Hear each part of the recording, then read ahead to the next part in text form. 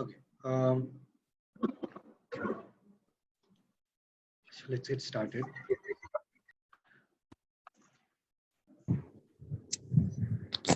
Yesterday, what did we cover yesterday? Regression, linear regression, right?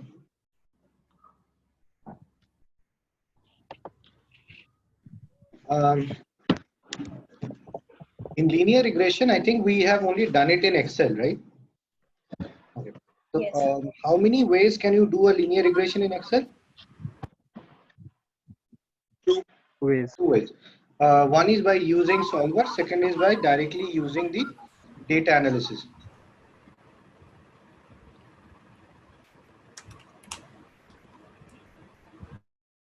Okay. Now, all of you understand what each of these numbers are? Okay. So we know multiple R square, adjusted R square, standard error, number of observations. Then you have the p-value. This should be less than 5%.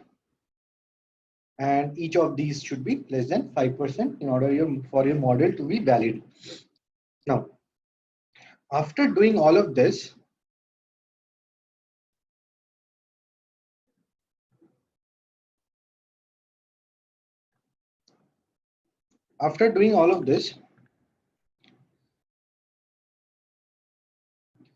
what is the final output that you have had? You have a equation. That's the output, right? So, so you have an equation which looks like, say something like sales is equal to something 2.9 into 3.9 plus 0.5 into TV plus 1.9 into radio. Let's say this is the equation that you have. Okay. Now, did we talk about how can you, what is the end deliverable to the client if you're building a linear regression? Okay. So if you're building a linear regression, the deliverable to the client can be of 3 types, right? So if one deliverable, so now let's talk about what the client wants. So deliverable, first one can be predictions. So predictions basically means you have the equation. If somebody gives you values of X, you give them value of Y. Make sense? This is predictions. Another term which is used for prediction is scoring. Scoring also basically means prediction. Now, second type of deliverable that is often required is basically drivers, right? So the client might ask you, what drives my sales, right? The client might ask you this question, right? Then in that case, there can be different kinds of answers. One answer can be all variables that have significant beta, right? All the variables for which the p-value of beta is less than 5%, you can basically the final model. Those are the factors that drive your sales, right? Second is which factors are detrimental, right? Which factors are detrimental or negatively impacting your sales. So in that case, you give a list of variables with negative beta values, or similarly, they can ask you instead of detrimental, it can be incremental as well, right? Then you give variables which are positive beta values. Make sense? Okay. Now, third kind can be, tell me out of all the drivers, which one shall I act on first, right? So if somebody asks you that, okay, that's fine, you're given me a list of variables which I understand, but I cannot act on all of them together. I can act at on these at one at a time, right? So tell me, which one should I act on first? This The will one with be, highest absolute value. yes, this will be variable with highest absolute value, right? This is the one which you need to act on first. I mean, if it is incremental, you need to do this. If it's detrimental, you need to stop this. So these kind of questions are usually asked. Now, another question which can often be asked is, why are you predicting this value, right? Somebody might ask you that, okay, you say that for a given values of x, my predicted is this much, right? They might ask you, why is this predicted this, right? Because they don't know. I mean, see, if you are interacting with people in business, often you will see that they are not from a very analytical background and they have their own set way of doing things, right? Now, if you tell them one fine morning that whatever you are doing is wrong and you need to do this, and if you do not do this, this much is your sales, right? Then they'll ask you why. Right? It's a natural question, why? So in that case, how do you give the reason why you are predicting a certain value? What do you think can be the reason?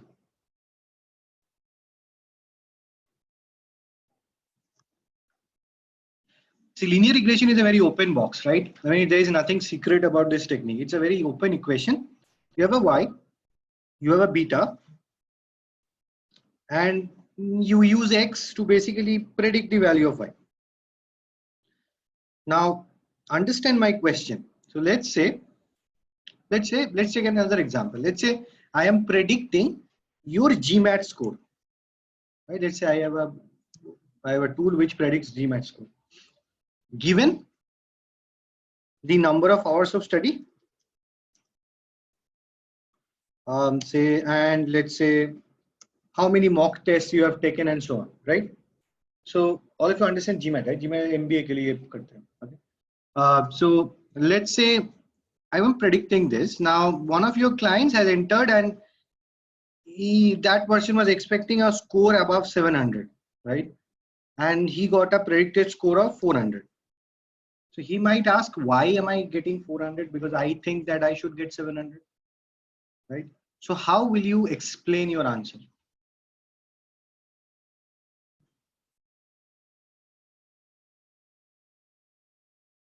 It's an open book, right? Why? How will you explain this?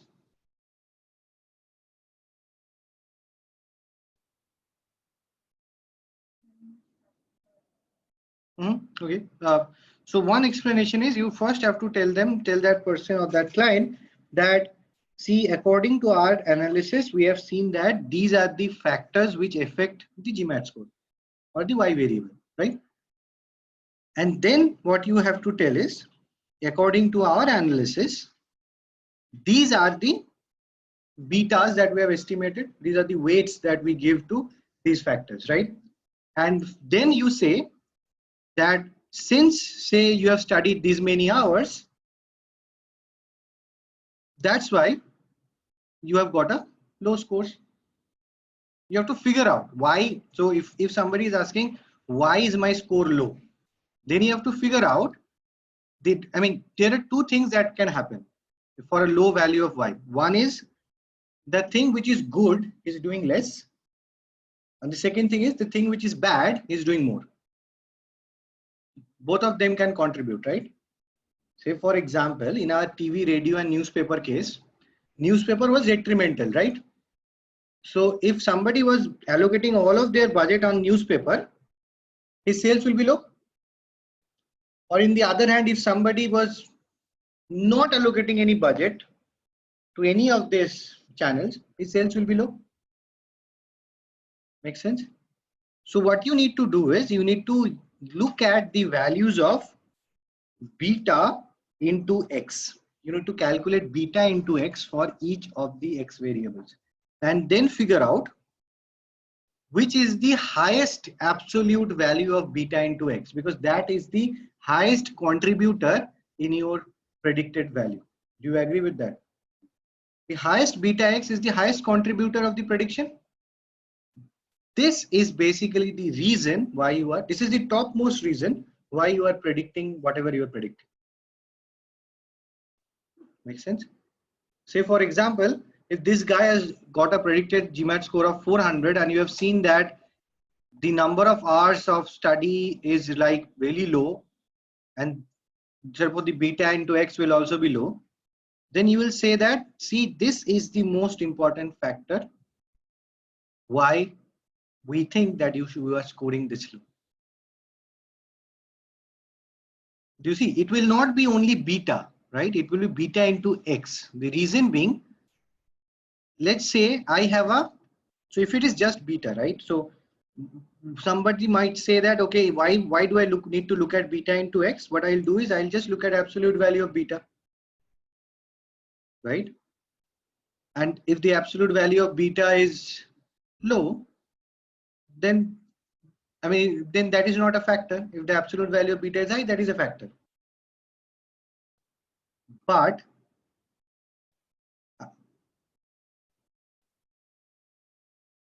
so let's say I have this GMAT score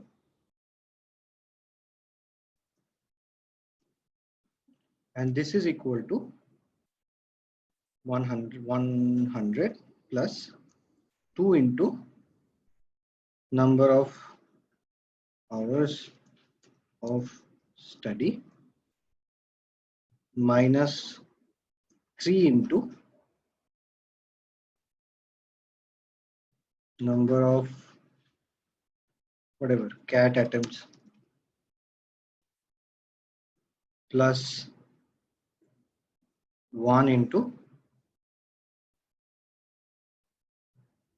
mock tests.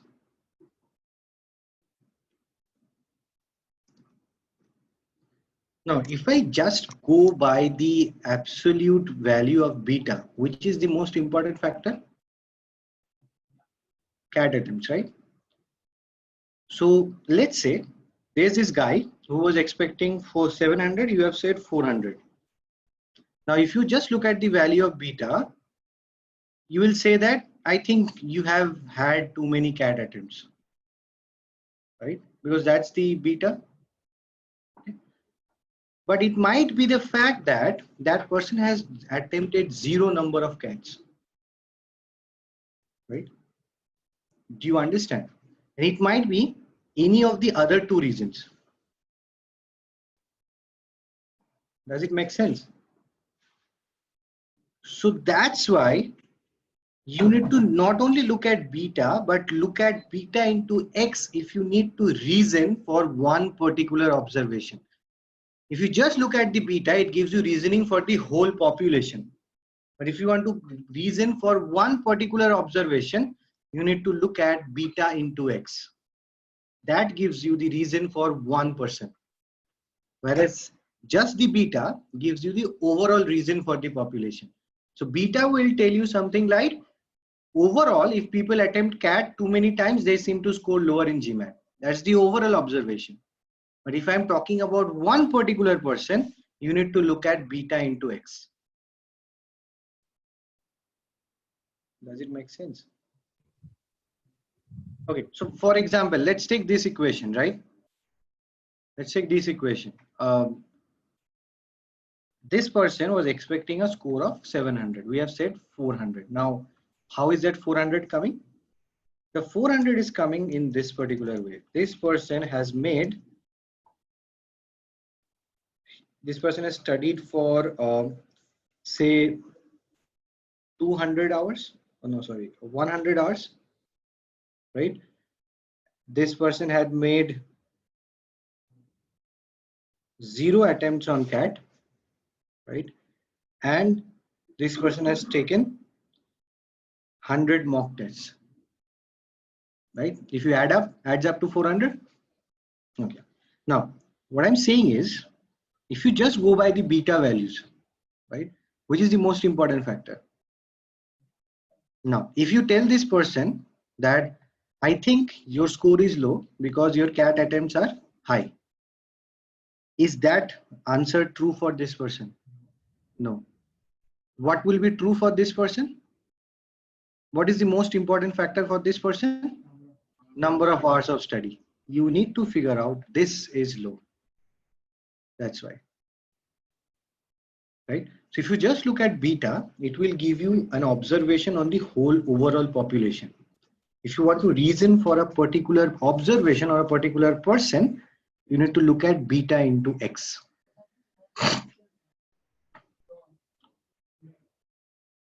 No, mock test is lower, but what is the most important factor? Which can drastically improve this? No, this beta is higher, right? This is 1, this is 2. No. What I'm saying is, if that person asks you, how should I improve my score? What will be your answer? Give me one thing to improve my score. Not ideally, forget about this, right? Let's say this is 1. This is 1 and this is 2. What should be your answer? Take more mock tests. That is the easiest thing to do, right? Okay. So what is this C, 100C? No. So you think about this, that this person has already studied this many hours. This is the highest contributor to the score that he's getting. If he's asked you, why am I getting this score?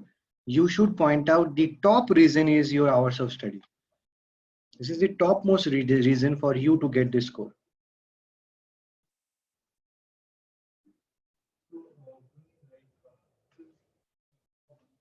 Yeah, one person. Yeah, if there are multiple people, the reasons will vary, right? Says that there might be another guy who has got a, say, predicted score of 500. Now for that person, the equation was totally different. For that person, it was 100, right? Plus 2 into, say, 50, right? 100 plus 2 into 50 plus 150 plus, I need to 350, 1 into 350, right? If this person asks you, why am I getting a predicted score of 500, your first and foremost response will be, since you have attempted this many mock tests. So basically, sir, we have to find out highest contributing factor. Correct.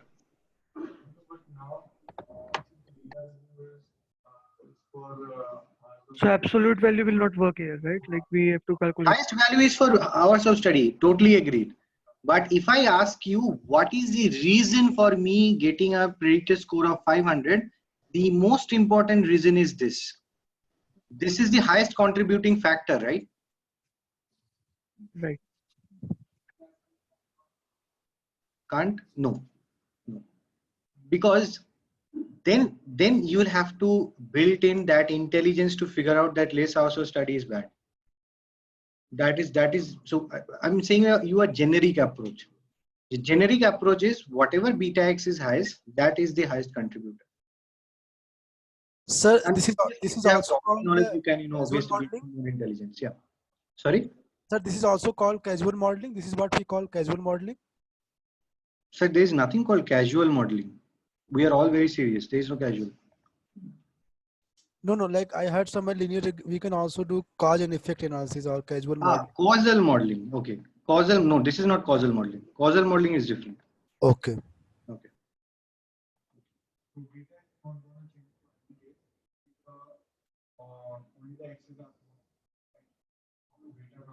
Beta, obviously you have an equation, beta is fixed. X will change. Okay, so these are the basically 3 different questions that you typically get when you when you build a regression, right? Either the client is looking for predictions or drivers or customized reasoning. Now,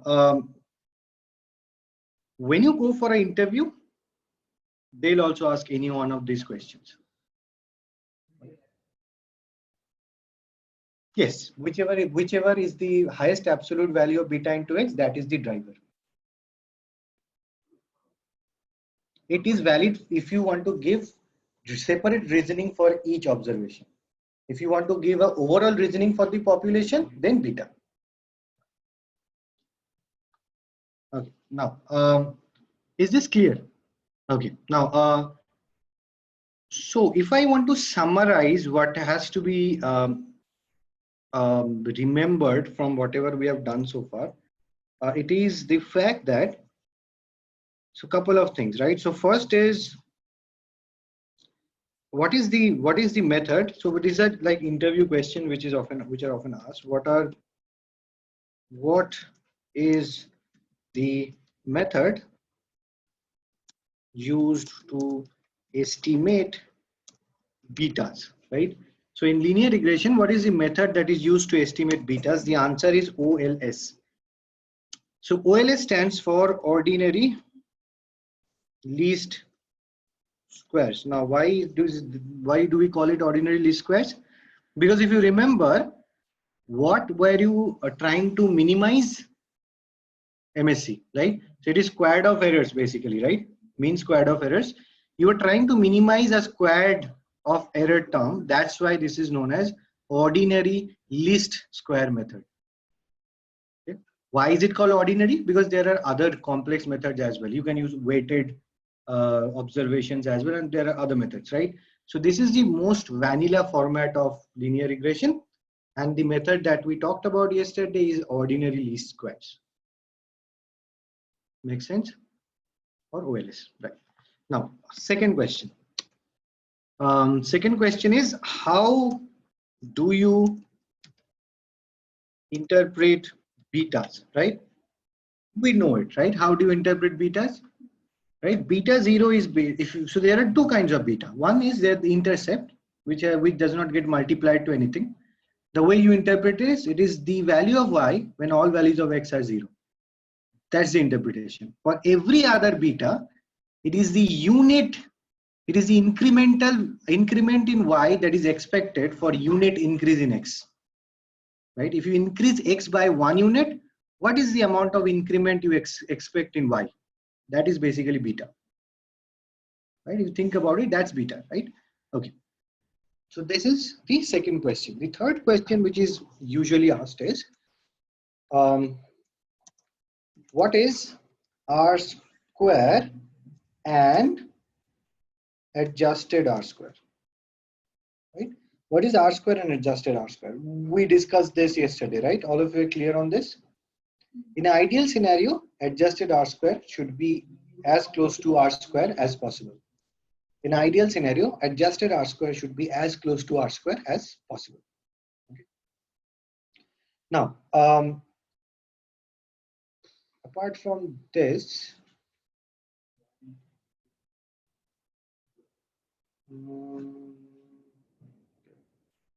I think okay, these are like typical interview questions based on what we have covered so far. Now there are other things also which we'll cover. Now, apart from this, in the interview questions, the bare minimum that you need to remember is the first metric that you look at after building linear regression is R square. R square should be as high as possible, right? Then the next metric is adjusted R square should be closer to R square.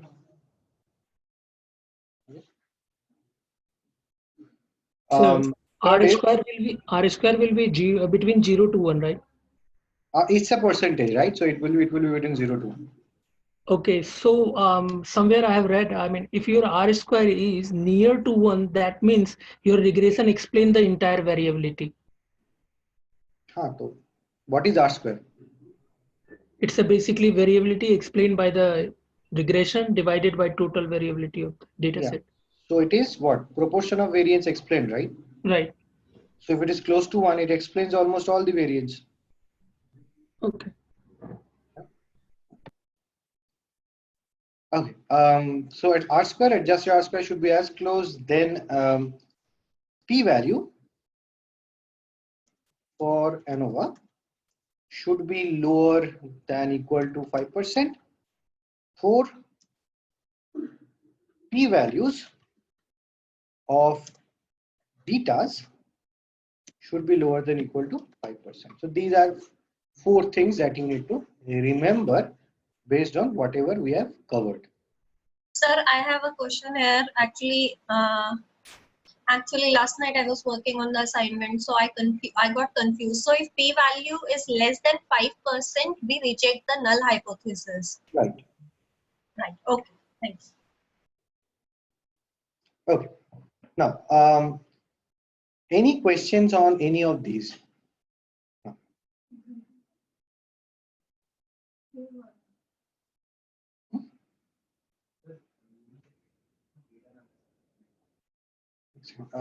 आप क्या बोल रहे हो?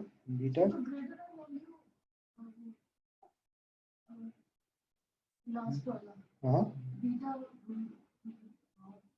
equals to 0 null hypothesis जो होता है हाँ that is हम बताओ 5%. हाँ Greater than 5% is क्या sir आपने उल्टा नहीं null hypo what is the null hypothesis here?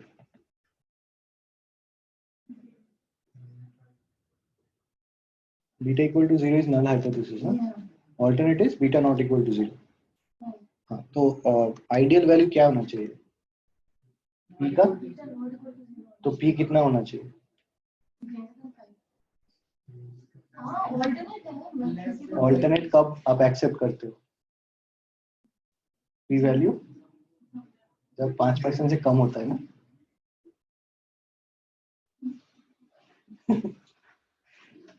Okay. Okay. So p values 5% से नीचे जाए. एक typical उतना दिमाग मत लगाओ आप. p value 5% से हमेशा कम होना चाहिए. ठीक है. सर एक बेसिक क्वेश्चन है आई मीन जो हाइपोथेसिस से रिलेटेड है नॉट बड़ा होना चाहिए. p value मैंने बोला है बड़ा होना चाहिए. गलत बोला.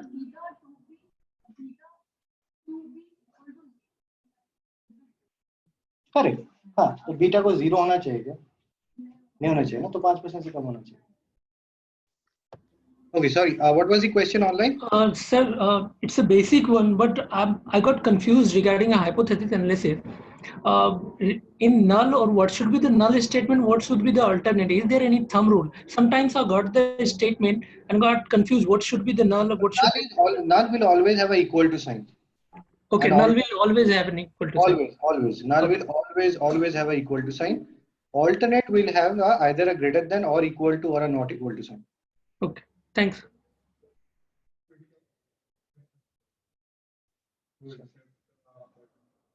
So equal to 5% is a dicey case. Toss a coin and do whatever you want. Equal to 5% there is no rule.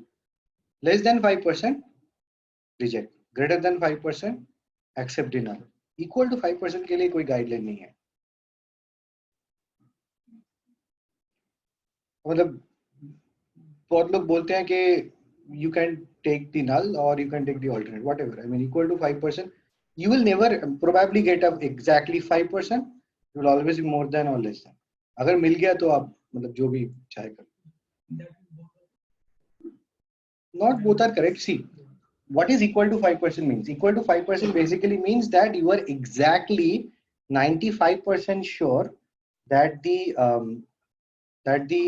alternate is true. And जो rule है वो बताता है कि you will reject the if you reject the null if you are more than 95% sure. तो equal to case के लिए कोई गाइडलाइन नहीं है. तो आपका बिजनेस का इंटरेस्ट जिस साइड में take that decision. assumptions of linear regression, right? Now, ये जो linear regression में the hypothesis test that we are doing, all of these are only valid under certain specific scenarios, right? And in order to make them valid, we have a lot of assumptions that are taken during building the linear regression, right? So we have a lot of assumptions which are required to be A, tested and B, valid in order to be able to build a good linear regression. Now, how important is remembering this? This is the most important, right? All of the interviews I have taken or faced, irrespective of which company, irrespective of what position, they will ask you this for sure, right? So this is one question which is expected. Okay, so just try to remember this, right? And there will be a lot of new terms that we'll be seeing here, and I'll try to explain them. So the first and most important assumption of linear regression is X variables should be linearly related to Y, right? X should be linearly related to Y. If that is not true, then you cannot build a linear regression, right? So what do you mean by linear relation? Linear relation basically means if you plot X versus Y, so this is one of the X variables and this is Y, you should get an approximately linear curve. So linear curve means the line should lie, I mean the point should lie mostly in a straight line, right? So that should be the case.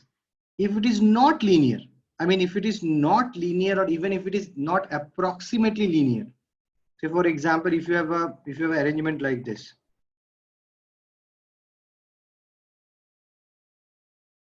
this is linear in no way, right? This is a clear polynomial. In this particular case, building a linear regression is not recommended, because a linear regression will assume a linear relationship and build an equation, whereas in reality the relationship is not linear. Make sense?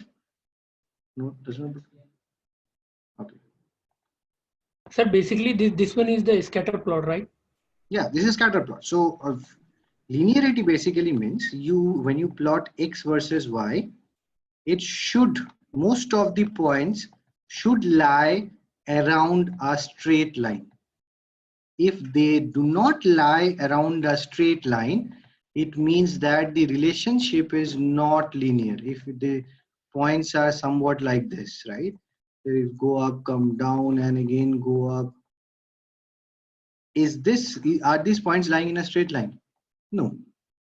But a linear regression, since the name is linear, it also always assumes that the relationship can be explained by a straight line. Right? So if the relationship is like this and you approximate this by a straight line, say if you build a linear regression, fine. I mean you can build it, but a line will probably be like somewhat like this, right? In that case, you will be over predicting and under predicting. Your accuracy will be really low.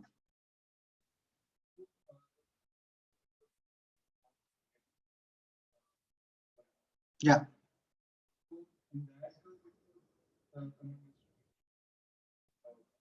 Which one was coming? That was the error gradient. That was error. This is different. This is X versus Y. Right? So here you see, if this is not linear, you cannot build a linear regression. The name is linear, right? So it has to be a linear relationship between Y and X. This is the first and foremost assumption. Sir, in scatter plot, some data points are up the straight line and some are down. What does it mean? Sorry? In scatter plot, yes, some data points are above the straight line and some are below the straight line. Yeah. So what it signifies? I mean, that's how the points are, right? I mean, you will never be able to pass all the points through the line. You will try to pass the line through the middle of the points, right? So some of the points will be above, some of the points will be below, but the overall error will be low. Okay. So how do we figure out that the two variables are linearly related? I'll come to that. Okay, so X and Y should be linearly related.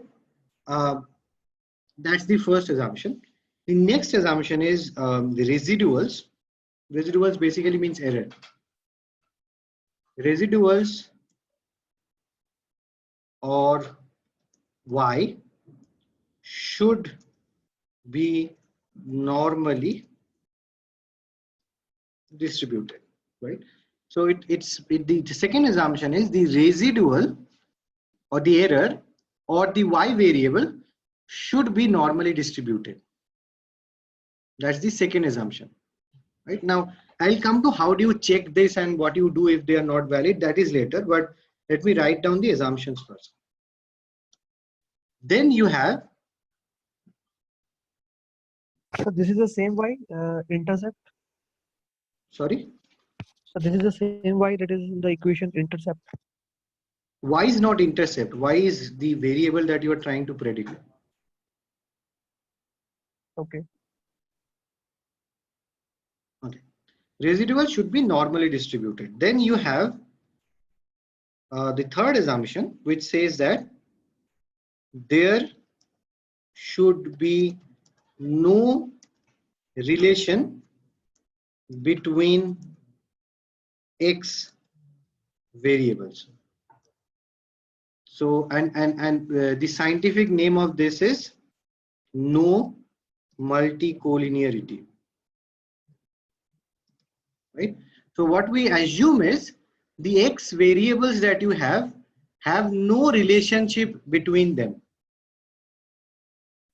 Okay, and a scientific name of this is multicollinearity. If there is relationship, we say that there is multicollinearity, right? The assumption is there should not be any multicollinearity. The fourth assumption is the variance of error should remain constant over values of y, right? And I'll explain what these mean later on, but the scientific name of this is no homoscedasticity, or no homoscedasticity basically mean heteroscedastic.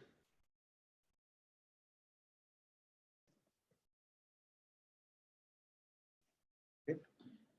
No homoscedasticity or heteroscedastic. Fifth assumption. Fifth assumption is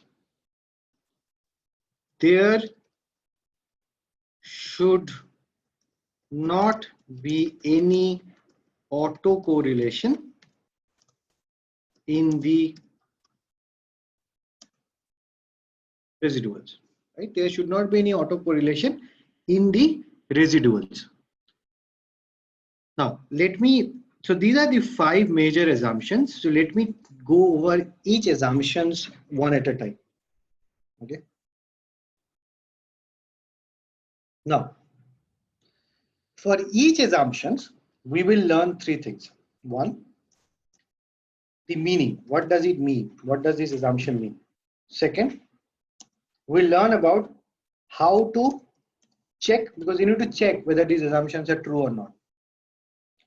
Third thing that we are going to learn is what to do if assumption is violated, right?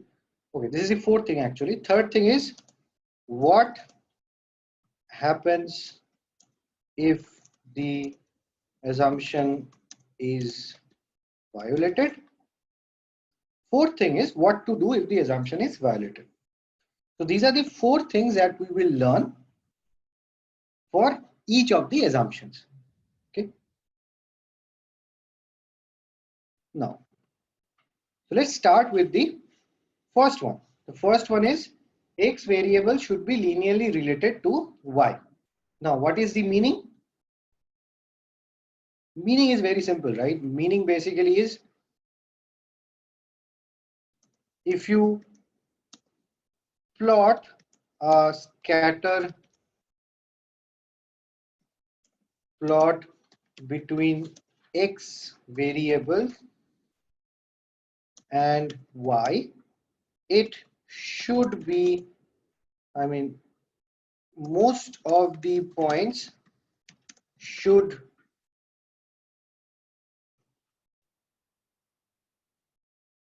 be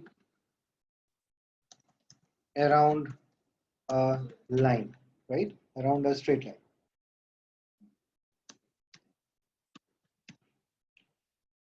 Okay, so this is basically the meaning of the assumption.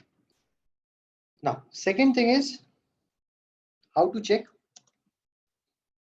Very simple, right? We just told you how to check.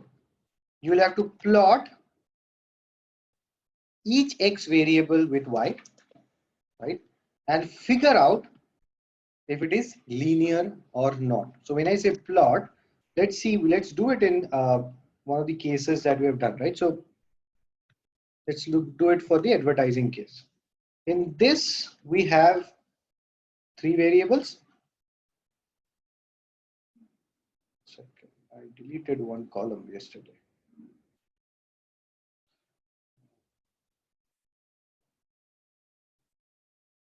Yeah, we had these variables, right? Now let's say if I want to check whether TV is linearly related with sales or not. What do? I take TV and sales and create a scatter plot. Now I'm showing it here in Excel. We will also do it in Python later. So this is the scatter plot, right? Where TV is in the x-axis and sales is in the y-axis. Now, if you look at this plot, now this is subjective. This is subjective and this will come to you with time. But if you look at this plot, if you are really, really strict, you will say that no, this is not linear. Anyways, it's not actually linear. The curve is actually like this, right? But I'm not talking about strict linearity. I'm talking about approximate linearity. Tell me that even if it is not strictly linear, if I draw somewhere a line like this, does it explain most of the points? It does, right? So we will assume such a case as linearity. So the threshold is until and unless you have something which you cannot even explain in any way. If you assume linearity, which means it is overtly non-linear, you will assume that it is linear. Until it is overtly non-linear, you will assume linearity. Okay. So the way you basically check for this assumption is scatter plot, right? You basically get a scatter plot of each x versus y. Remember, you cannot do the checking for all the variables at a single go. You have to do it one variable at a time. Make sense? Okay. Now, third, what happens if this assumption is violated? If this assumption is violated, tell me what will happen? The accuracy will be low, right? If something is not linear and you are forcing a linearity on it, the accuracy of your model will be low. Or in the other words, the MSE will be high. Accuracy low means error high, right? What is the measure of error? MSE. Make sense? Okay. Now, fourth point, right? What to do if the assumption is violated? Now let's say I have a variable, and that variable I think is not linear, right? Now there are two things that can be done. One, drop the variable, remove the variable from the analysis, right? Second, now let's say you do not want to remove the variable. The only option that is left to you is take a log of that variable, log of this value, and then see if it has become approximately linear. Now, for example, in our case, we had this graph, right? Somebody might think that no, this is not linear, right? So let's see what happens if I take a log of this x variable, right? What I just do is I take a log of this variable. And now let's see what happens if I plot it.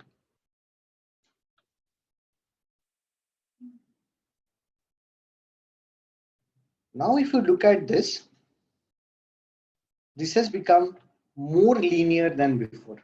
Now, if I want to draw a line here,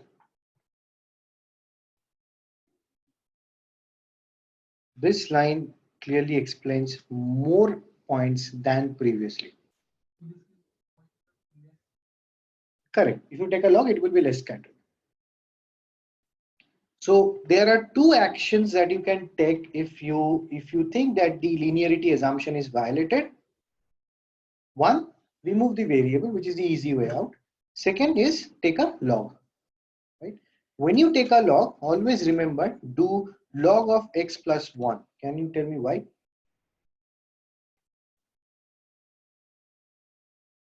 Because if x is 0, log of 0 becomes undefined.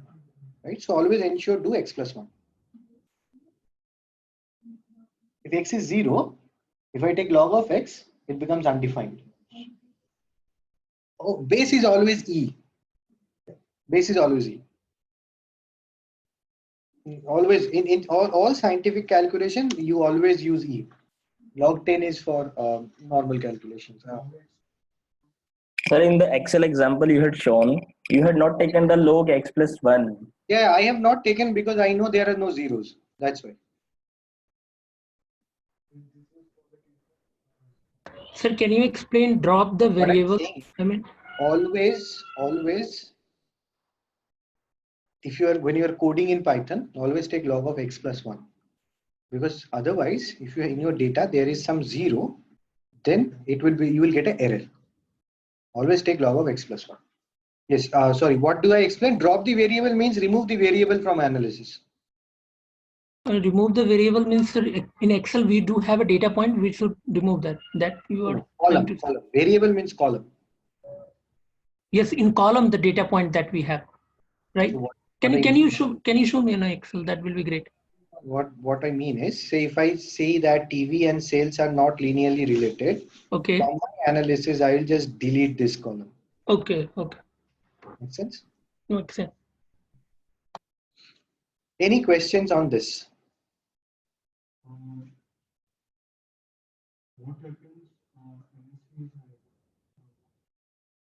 Okay, what happens if the assumption is violated? MSE will be high, right?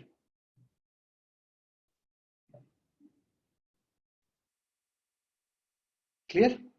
No questions? Okay. Now, second point. Second point is residuals or the y variables should be normally distributed.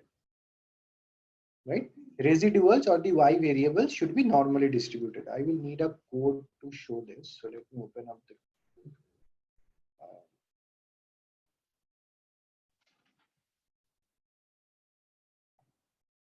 Sir, I have one question. yeah.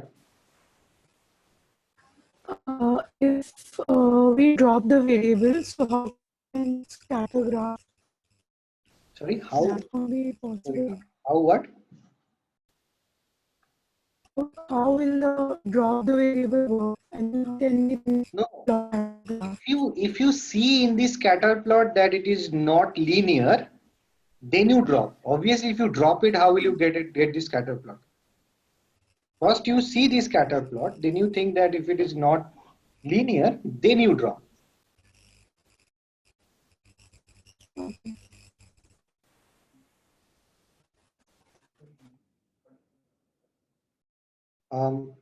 Univariate model के लिए अगर एक भी obviously एक ही variable है ना, तो वो नॉन लीनियर है तो मॉडल ही नहीं बनेगा.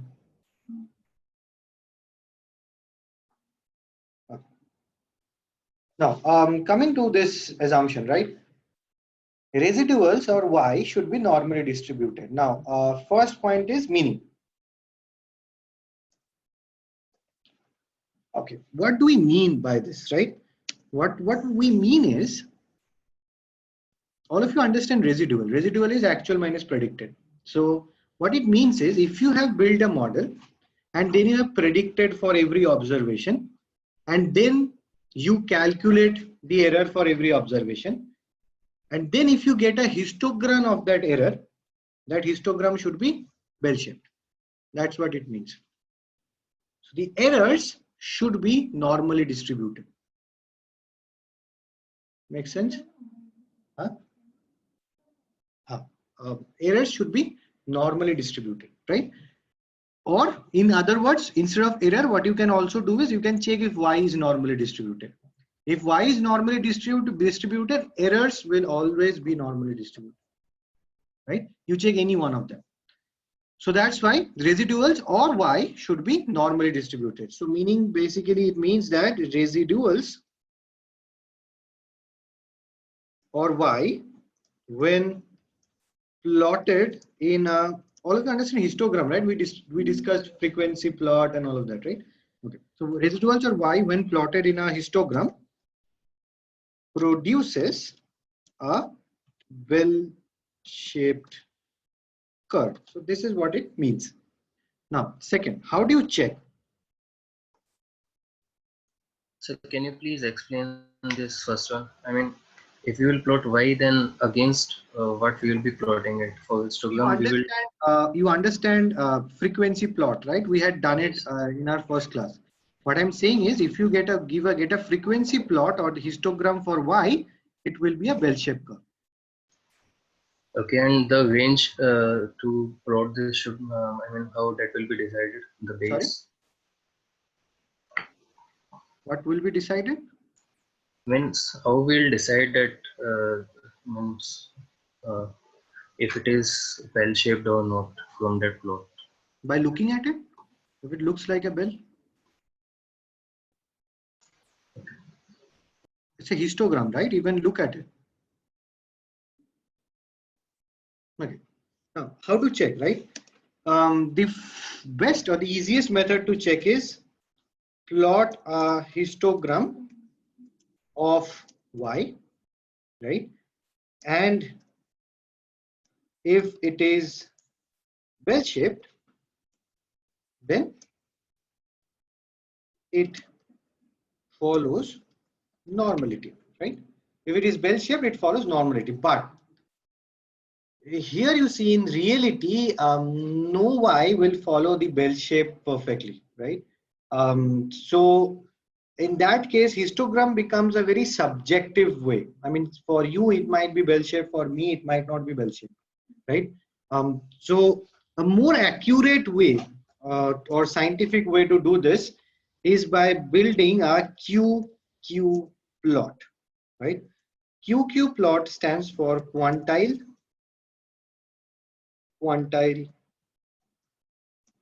plot. Okay. Now, so QQ plot of what? QQ plot of residuals, right? We'll do a QQ plot of residuals. Now, so the next question might be, what is QQ plot?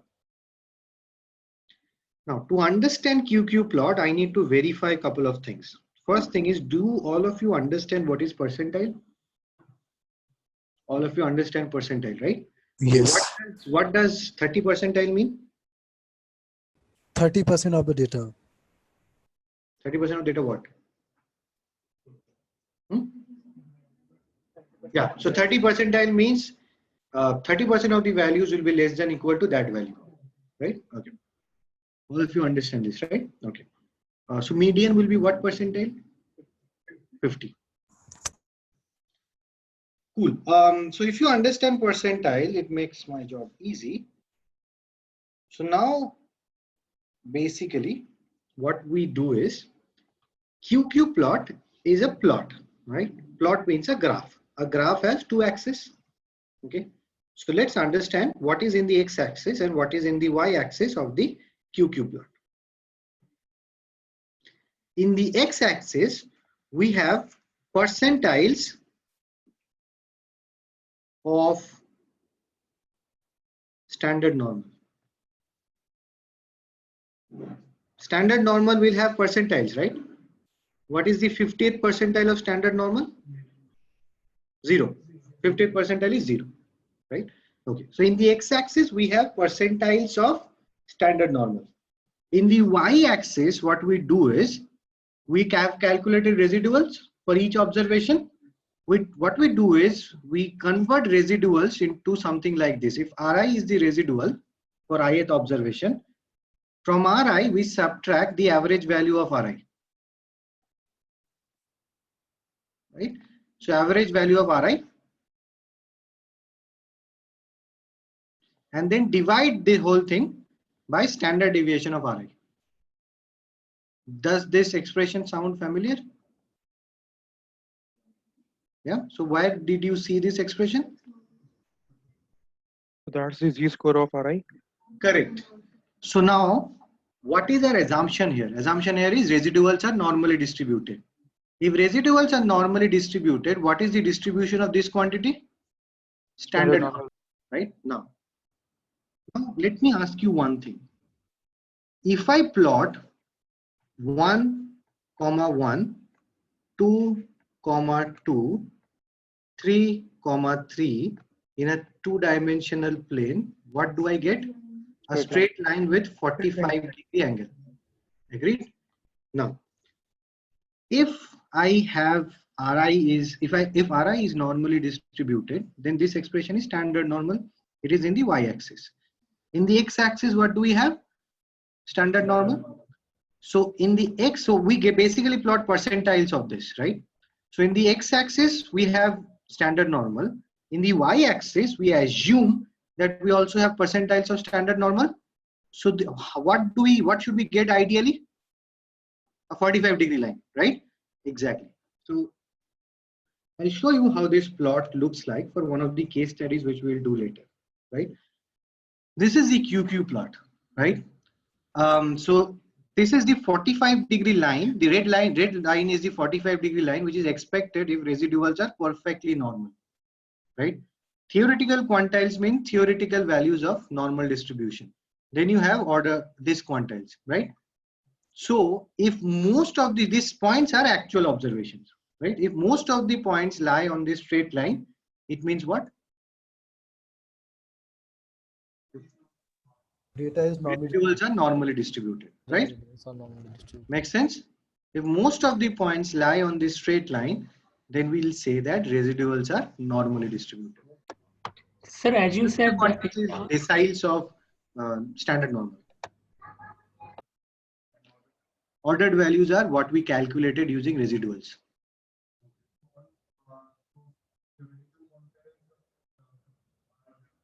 Computed back in T from the Z table they come. They come from the Z table. What we calculate. Yeah. On residuals. Ordered values you have come. I mean, I have named them ordered values. You can name them anything, right? This is what we calculate. This comes from theoretical values, right? If this is perfectly normal, then it should form an exact 45-degree line. If it is approximately normal, then most of the points will lie on this 45-degree line, which is in this case, right? You see, most of the points are more or less lying on this line, right? So in this particular case, we'll say that it is approximately normal. Make sense? Okay. Yes. Any questions? Sir, residuals means error term. Residual means error. Actual minus predicted. Okay. So we are residuals or y. It means that both are same thing here. Sorry, residuals? You have a right sentence like residuals and y variable. Yeah, what I'm saying is either you check that residuals are normally distributed or you check y are normally distributed.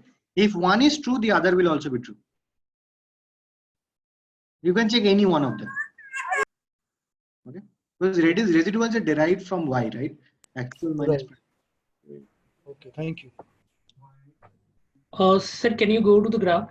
Graph, yes. Graph, yeah. If you take instead of residuals, if you do the same calculations of y, graph should look similar. Okay. Sir, as you said, ordered values also normally distributed. Yeah, but ordered values are what? Ordered values are residual minus average of residual divided by their standard deviation. Right. So it follow normal distribution. As you said, normal distribution, the value should be between 0 and 1, right? No, when did I say value should be between 0 and 1? I said mean is 0, standard deviation is 1. Okay. Okay. So, sir, can we say, I mean, the value got increases, I mean, the theoretical quantiles got increases, the ordered value will increase. I mean, you can, but isn't that what it's expected? Yeah, I mean, that's all. Increases, this value and that value will always increase, right? Yeah, that's all I'm saying. Okay. Okay. Do you understand this? If it is in a straight line, it is normal. Abranil, I have a question. Yeah. You said it should be 45 degrees, right? It is what? It should be 45 degrees, right? It should be 45 degrees and straight line. The red line is a 45-degree line. I can't hear you. I can't hear you. No. I mean, there is problem with your microphone. Yes, sir. You saying what? Our assumption was it is normal. We are checking whether that assumption is true. If it was true, I mean, if it is true, then all the points will lie near the straight line, or else it won't. So in this particular case, it is, right? So we'll say that our assumption is valid, right? Okay, so two ways to check, either histogram, which we'll all do in Python later on. Second is QQ plot. I just wanted to show you what a QQ plot looked like. Okay, now third. What is the third point? Third point is what happens, right? Yes, yes. Standard normal. Standard normal, किसका मतलब? Standard normal is a distribution, right? Standard normal तो standard normal ही होता है, मतलब किसका मतलब क्या? Distribution है standard normal. Z table जो देखते थे ना? Okay. What happens, right? What happens if Y or residuals are not normally distributed? So for this, we'll have to go to the output of a regression and try and understand what happens. So this is the output, right? Okay, now in this output, do you see any distributional assumptions anywhere? A lot of places, right? We assume that this is F. We assume that these are all T. We assume that, right?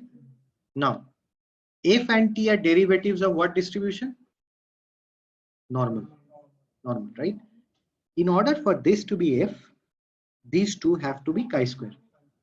In order for this to be chi-square, this has to be chi-square, right? In order for this to be chi-square, what has to be normal? Y. If Y is not normal, this is not chi-square. Make sense? So what happens if Y is not normal? This whole hypothesis test is not valid. So the p-values that you are getting are not true. Make sense? Similarly, if it is not normal, these p-values are also not true, because this t is also derived from normal. Make sense?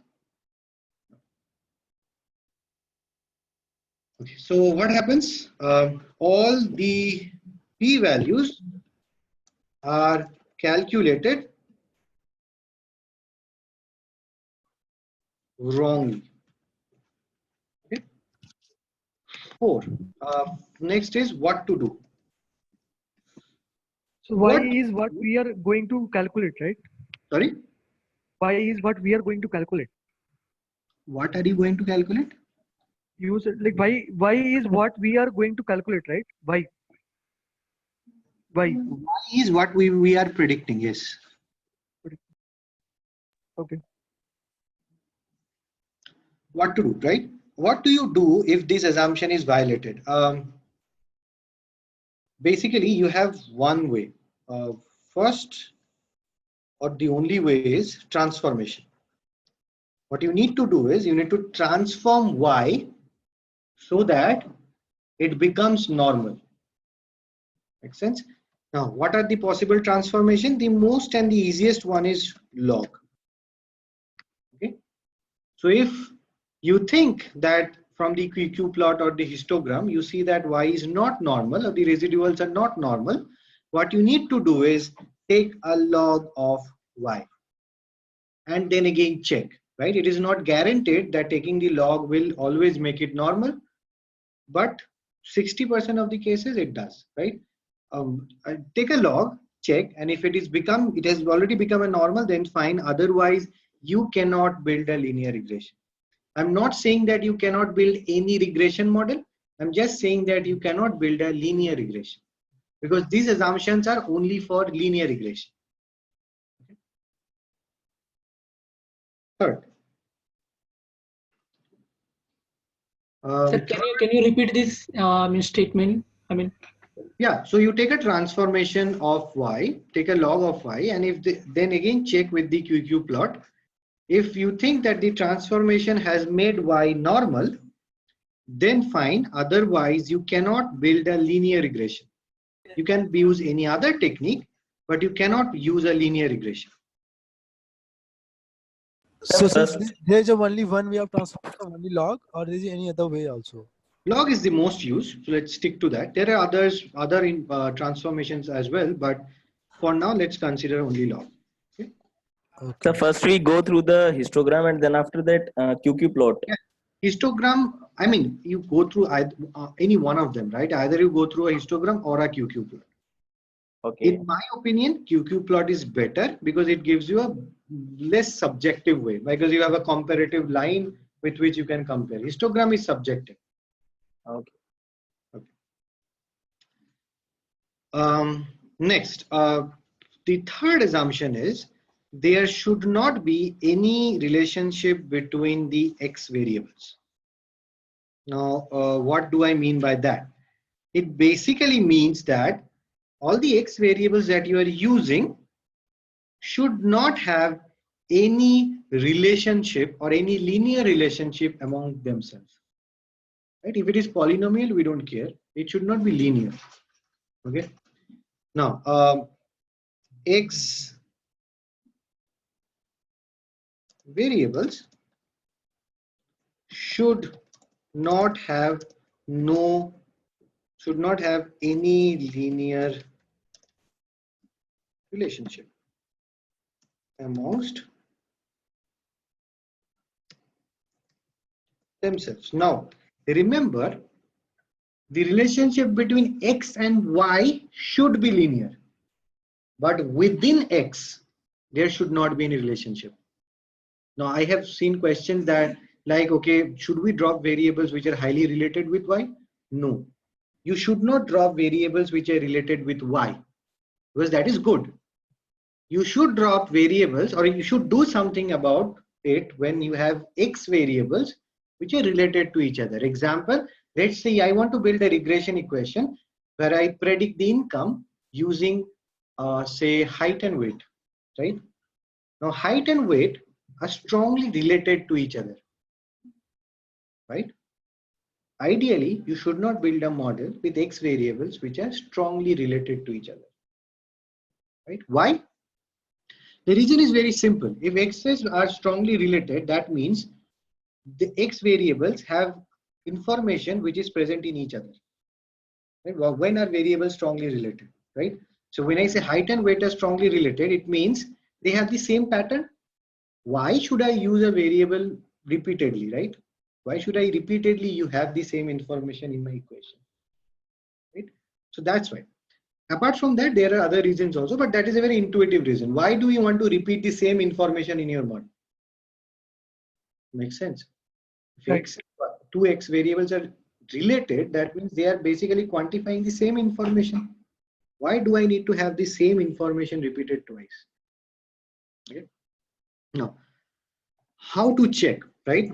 There are two ways to check this. First is calculate. So what is the measure of relationship between two variables, two numeric variables? Correlation, right? So calculate correlation between every x with every other x variable. So you basically calculate the correlation between every x variable with every other. So let's say if you have 5 x variables, how many correlations you need to calculate? 5c2, right? So around 10, 5 into 4 by 2. No, 5 into, yeah, 5 into 4 by 2, yeah. Okay. Yeah, so basically calculate correlation between every x with every other x variable. Now, do you see any flaw in this approach? एक तो है कि बहुत ज्यादा हो जाएगा, मतलब you will have a large number of correlation that you need to check. That's one. But वो भी नहीं, चलो ज्यादा भी नहीं. Any fundamental problem in this? Correlation measure का एक fundamental drawback है. That drawback is it can only quantify relationship between two variables. अगर multivariate relationship है तो उसको quantify नहीं कर पाता. Suppose you have a scenario where say you have three variables x1, x2 and x3. When you compare two variables at a time, इसमें कोई relationship नहीं दिखता है, मतलब दिखता है, कम दिखता है, ठीक है. But when you find relationship between x1 and x2 and x3 combined, फिर relationship बहुत ज़्यादा हो जाता है. It might happen, ना? So for example, if I look at your income, your say age and your education, maybe income और age के बीच में उतना ज़्यादा correlation ना हो. Maybe income और education में भी उतना ज़्यादा correlation ना हो. पर education और age को जब combine करते हैं, तो income के साथ बहुत ज़्यादा relationship वो दिखाता है. ऐसा हो सकता है ना? Right? So that's the problem with calculating correlation, because it only can show you relationship pairwise. Whereas in reality, you might have a complex multivariate relationship. Sir, in this example, so Yeah. x1 with x1 we will compare x2 and x3. Yeah. Again, x2 will be fixed. We will compare x2 with the x1 and x3. Something like that. करेंगे, we will talk about this. But do you understand कि pairwise relationship हमेशा जरूरी नहीं है कि वो ज़्यादा हो. ऐसा हो सकता है कि multivariate relationship हो. Okay. Now, the way we measure such kind of relationship is by using a quantity known as VIF. VIF stands for variance inflation factor, right? VIF stands for variance inflation factor. Now, what is VIF? Now, to understand the calculation of VIF, let's go to Excel and let's say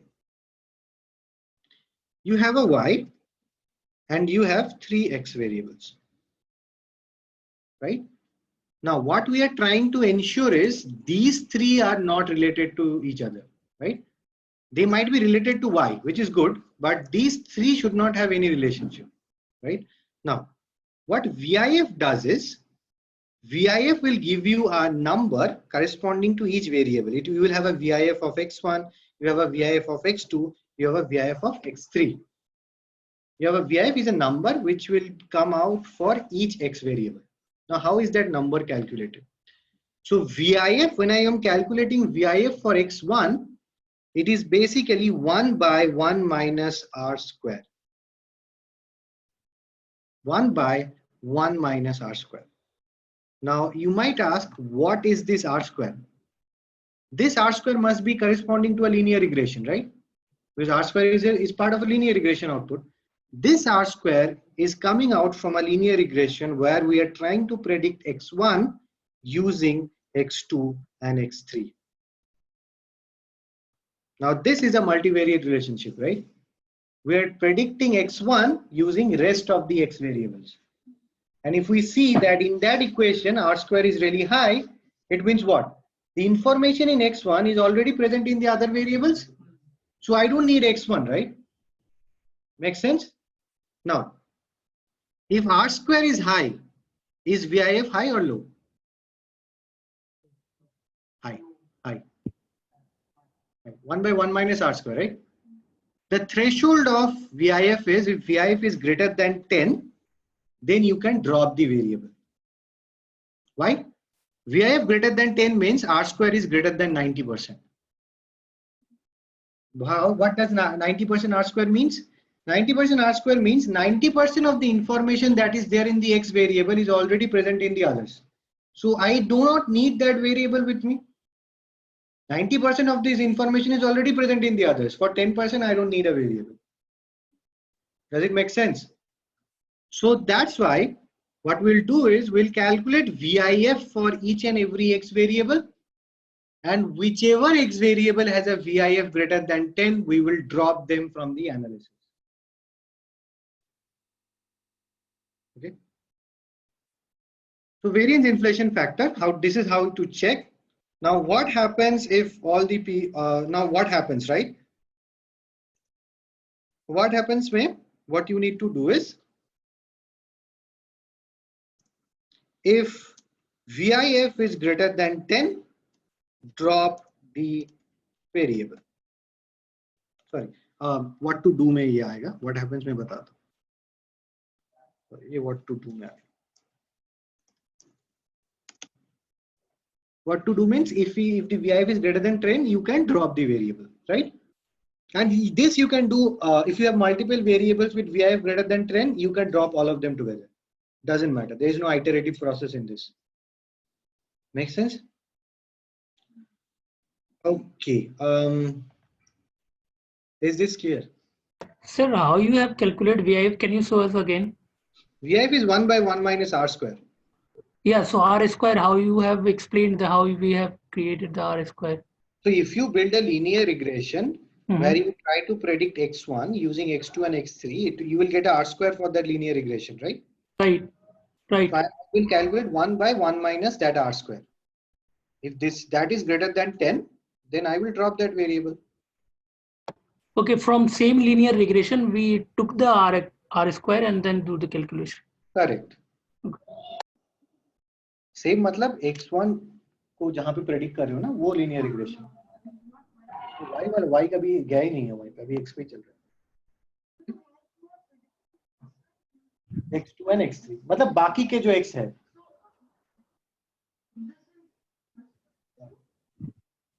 So if we drop all the variables, like what is there, what things are remained to do? You will do so when you calculate VIF of x2, you can predict x2 using x1 and x3. सारे के लिए करो. सारे के लिए करो. Sorry, what was the question? What happens if we drop all the variables? Yeah, if VIF is greater than 10 of all the variables, and we are going to drop all the variables. The VIF will never be greater than 10 for all the variables. That's what I want to hear. Okay. Okay. Okay. So this you have, if VIF is greater than 10, you drop the variables, right? Now, what happens now? Multicollinearity is the worst possible disease that you can have in your model. I'll give you a practical scenario what I have faced. When I started working, what happened is I did not check multicollinearity, right? I did not worry. So I had built a model which was fine. The model was delivered to the client, and the model showed, it was a marketing mix model. The model showed that the in-store promotion that the client was doing had a positive effect on the sale of a particular product, right? We gave this insight, and the client obviously did a lot of in-store marketing, right? Now, what happens is every year the model is refreshed, right? It remains up to date and accurate.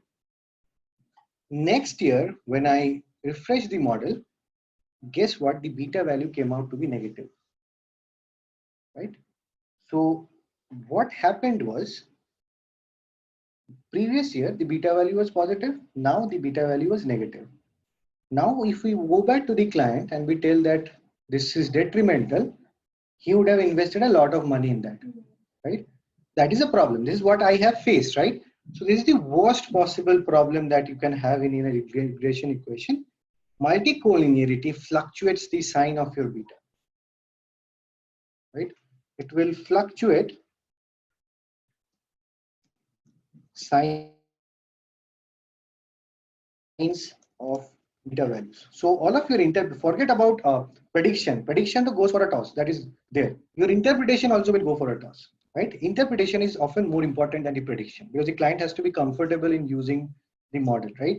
So if you have multicollinearity, your signs might fluctuate. There is no guarantee that it will, but might. I mean, today you run, that's you will get one result. Tomorrow, if you run another data, you get a different result, right? So that's the problem, or that's what happens if there is multicollinearity. So if you're building a linear model and you do not want to or do not have time to check any other assumption, please make sure you check multicollinearity, because this is the worst possible problem that can happen. Okay. Sorry, sir, please repeat the last statement. Check multicollinearity if you don't have time to check others.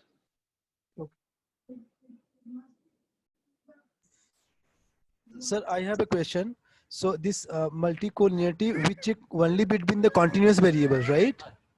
Yeah, multicollinearity can only be checked between continuous variables. If I have categorical, what to do with that? Don't check. Okay. Variables में problem नहीं होता. Okay. Sorry, you were saying what? Yeah, obviously. हाँ बता रहा हूँ.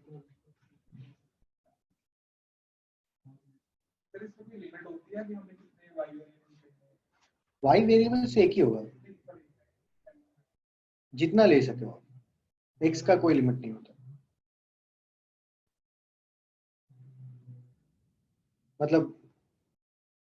मतलब जितना ले सकते हो.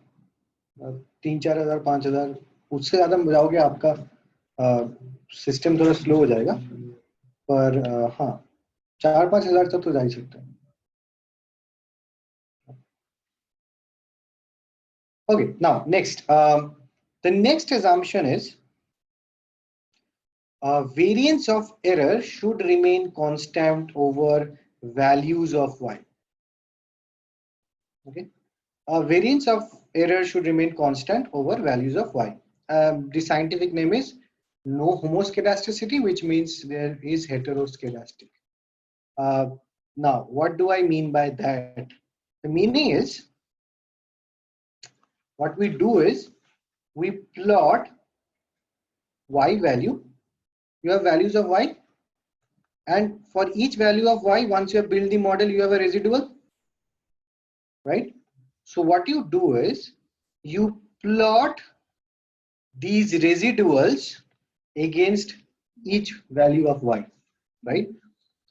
And ideally what should happen is the variance should remain constant. So basically what I'm saying is, say if I take this range of y, and within this, if I see that the spread is this much, so this much is the spread.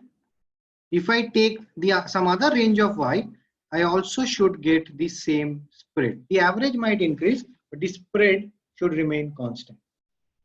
That's what this means. Spread means the data point.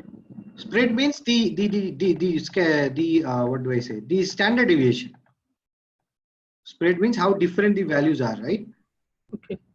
The average might increase, the plot might be going up, but the way the points are spread across should be similar. Okay. Now, so it means that spread of residuals should remain constant with values of y. Now, how do you check? The check is exactly the same way.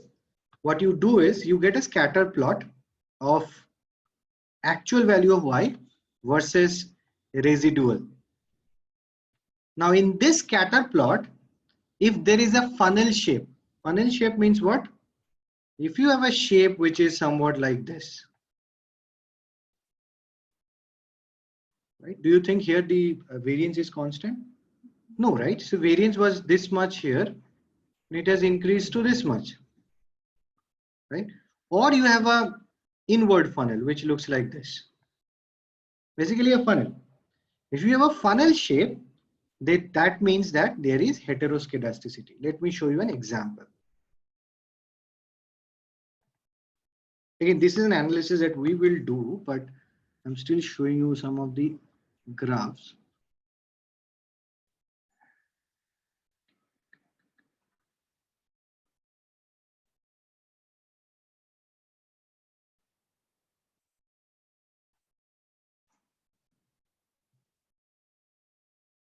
Yeah. If you look at this graph, now this is Y, this is residual. Okay. Do you think the variance is constant? No, right?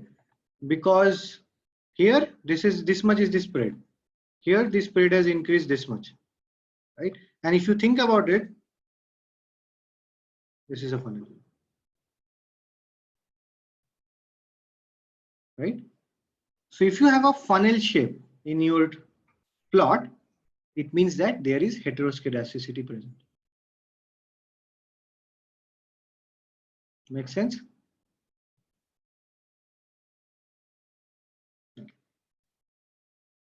So how to check scatter plot? Plot of residuals versus Y. Right? Now, what happens if there is heteroscedasticity? Your p-values are not accurate. The problem is if there is heteroscedasticity, again the distributional assumptions get skewed up, right? So all of your p-values now become not accurate, right? What to do? Again, the only thing that you can do is transformation. And within transformation, the only thing that you can do is take a log of y. So log is like penicillin in mathematics, right? It can cures most of the problems. Now,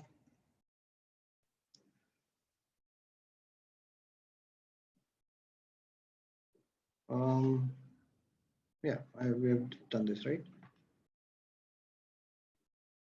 Clear? Sir, what is homo? Yeah. So what happens is, if you take a log, the variance reduces actually. So log reduces the scale, right? So variance reduces. Although the problem will be there, the magnitude of the problem will be lower. Sorry, sorry, what was the question from online? So what was the homoscedasticity? Homo means same, scedasticity means variance. ये Latin word है. ये जो मैंने यहाँ पे लिखा है ना, Yes, sir. इसको लैटिन में ये बोलेंगे नो होमोस्केडास्टिसिटी या हेटेरोस्केडास्टिक भी बोल सकते हो. होमोस्केडास्टिसिटी का ऑपोजिट है हेटेरोस्केडास्टिक. No homoscedasticity. Oh, sorry, yeah, sorry, yeah, sorry. Absolutely. It should be homoscedastic, no heteroscedasticity.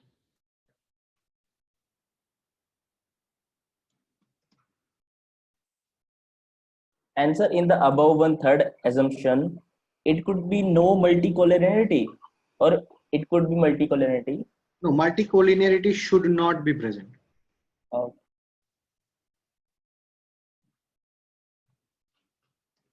That's what we discussed, right? We said that the variables should not have any relationship. Multi means multiple, collinearity means relationship. Yeah, strong relationship shouldn't be there between Yeah. two. Next, fifth assumption and the last one. Fifth assumption is there should not be any autocorrelation in the residuals. Now, what do I mean by that?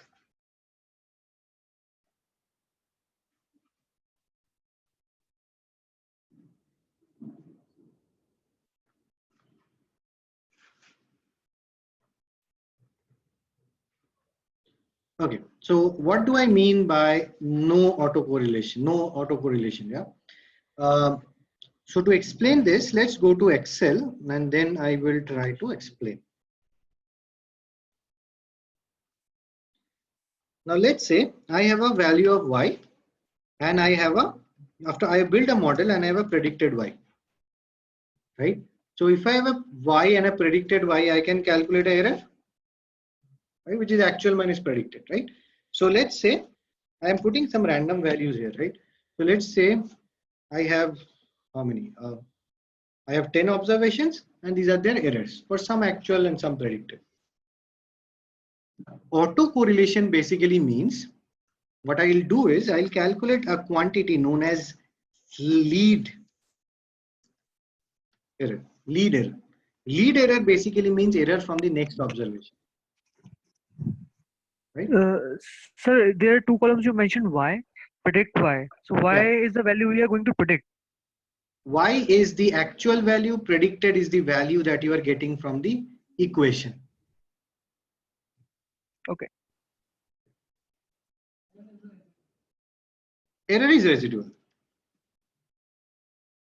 Then you have lead error or lead residual. See, residual means what? What remains, right? Error is what? What remains after you are building the model. Okay, so you calculate first lead residual. Lead residual is what? Residual from the next observation. Next observation means observation which is in the next line. Okay, you calculate this and then you calculate correlation between residual and lead residual. Okay, so you calculate correlation between the residual column and the lead residual column. If this correlation is really high, then it means that there is autocorrelation. Auto means with self, right? Auto means with self. Autocorrelation means correlation with its own values. Now, in which case can we see this kind of a phenomenon? You will see this phenomenon in a time series kind of data where you are repeatedly observing certain thing over time. Say for example, one of the variables in regression that I'm using is everyday sale from a particular shop. Now you see today's sale is dependent upon, I mean there is a high correlation between today's sale value and yesterday's sale value. Similarly, there is a high correlation between today's sale and tomorrow's sale. If I have a variable like that, that will cause a problem of this autocorrelation. Sir, correlation is very high. So how you have decided it's a very high? I'm coming to it. I'm saying if it is very high, then this is the problem, right? I'm not talking about how high is high. That's not, I've not gone there. Okay, okay. Okay, so if you calculate residual, you calculate lead residual, if the correlation between them is high, then we'll say there is autocorrelation present. Just residual from the next value. Because I've kept a function here, right?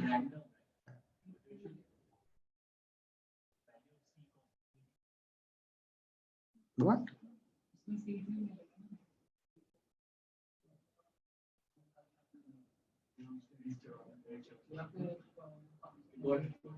Got it, right? Okay. So if this correlation is high, then there is a problem of autocorrelation. So autocorrelation basically means correlation of residuals with lead residuals, right? How to check? Now to check this, we will calculate a statistic known as DW statistic. Full form is Durbin-Watson statistic, right? If DW statistic is approximately equal to 2, then no autocorrelation. If it is anything apart from anything drastically different from 2, then we'll say there is autocorrelation. Right? DW statistic is actually produced as a byproduct of linear regression in Python. So you don't have to run anything extra. Is approximately equal to 2, then no autocorrelation. If it is not approximately equal to 2, then there is autocorrelation. Make sense? Okay. So when you say approximately equal to, greater, अगर ज़्यादा होगा तो भी autocorrelation है, कम होगा तो भी autocorrelation. Sorry, what? What was the question from online? So I'm saying when you say approximately equal to 2, what's the margin of error we take? Margin of error will be, I mean, again, there is no threshold.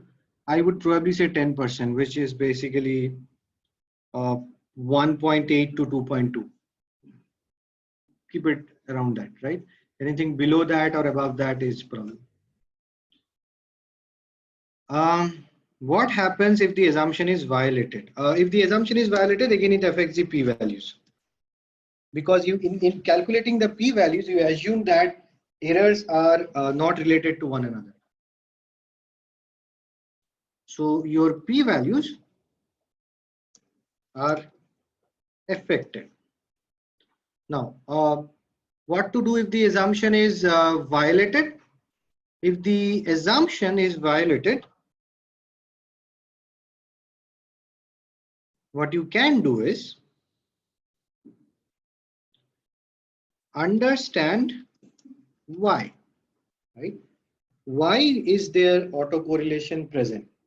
Now, to understand why, you have to understand what is a residual. A residual is what? Actual minus predicted. Now, actual is what? Why? Predicted is what? Predicted is a function of x. So if there is autocorrelation present, there are two sources of it. Either it is coming from y or it is coming from any one of the x's. Make sense? ये दो ही तो source है, कहीं से तो आया होगा यहाँ से. Okay. So now you check correlation of y with lead value of y. Right? That's the first thing that you check. If that correlation is high, it means autocorrelation is coming from y. Then you cannot do anything. Then you cannot, because you cannot drop y, right? If you drop y, there is no equation. Then you cannot build a linear regression. If the autocorrelation is coming in for one of the x's, then you can do is you can drop the x. Right? So what you basically do is understand y. Then if autocorrelation is due to y, then cannot build linear. But if the autocorrelation is due to x,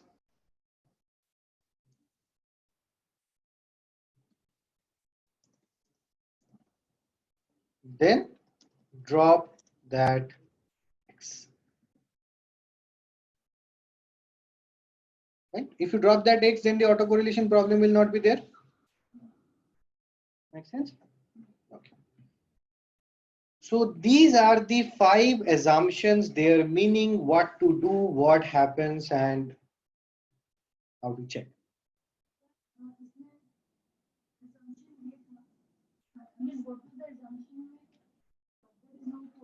Assumption is there is no autocorrelation. Abrinil, I have one question. Can you go to the Excel sheet? So here we have we will have a y value, and we will have a predicted y that we have predicted, and then we have calculated residual, means the error one. And why? What is the significance of lead residual? I mean, what we are doing in lead residual, only we are avoiding the first value of residual, right? So lead residual basically means residual from the next value. I want to calculate correlation between residual and its next value. So I need to have those next value in a different column, right? Right. That's the only one thing. The difference between the residual and the lead residual is You are in lead residual, you are avoiding the first value and assign to the, I mean, against residual. Lead residual is residual from the next observation. So what I'm saying, Abhiranal, I mean, as you can see, 0.63. I get it, right? So, but what is your point? If I need to calculate this correlation, I need to have this column, right? So that's the reason.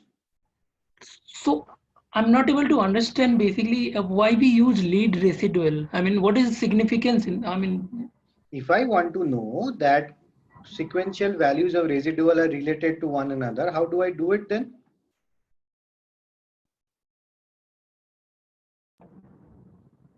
okay, for that we need lead residual. Exactly. We have to try the same thing with y. Y, and if there is no problem in y, then each and every. Not zero. The correlation should be less than 50%.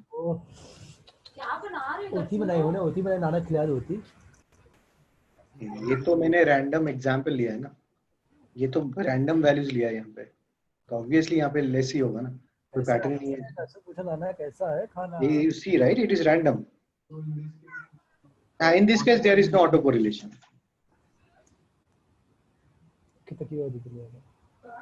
Okay.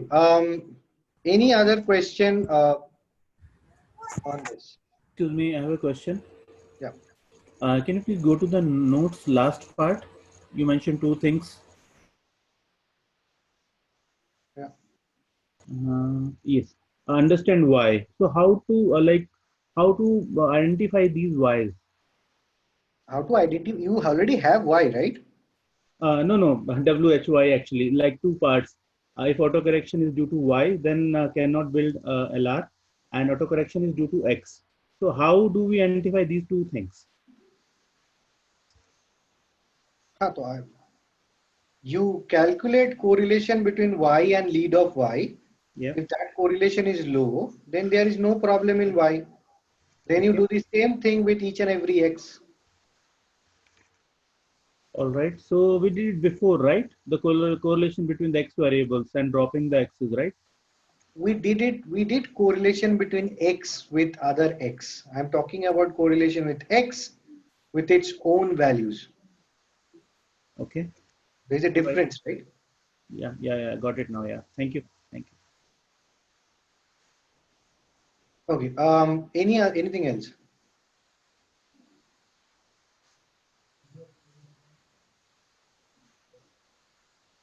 So autocorrelation can happen in residual can happen due to two reasons, right? Because residual is coming from either y or x. So that's what I will check whether autocorrelation is present in y or is it present in any one of the x's. That's what we'll check. If it is y, then you cannot build a linear regression. If it is x, then you can drop it.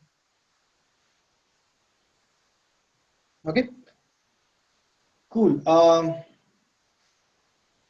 Now let's take a break. So it's 3:47. So let's take a 10 minutes break and we'll start around 4.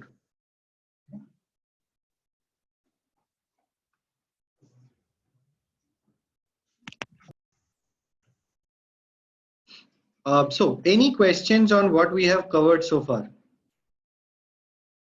Linear regression ka theory is done. This was all theory.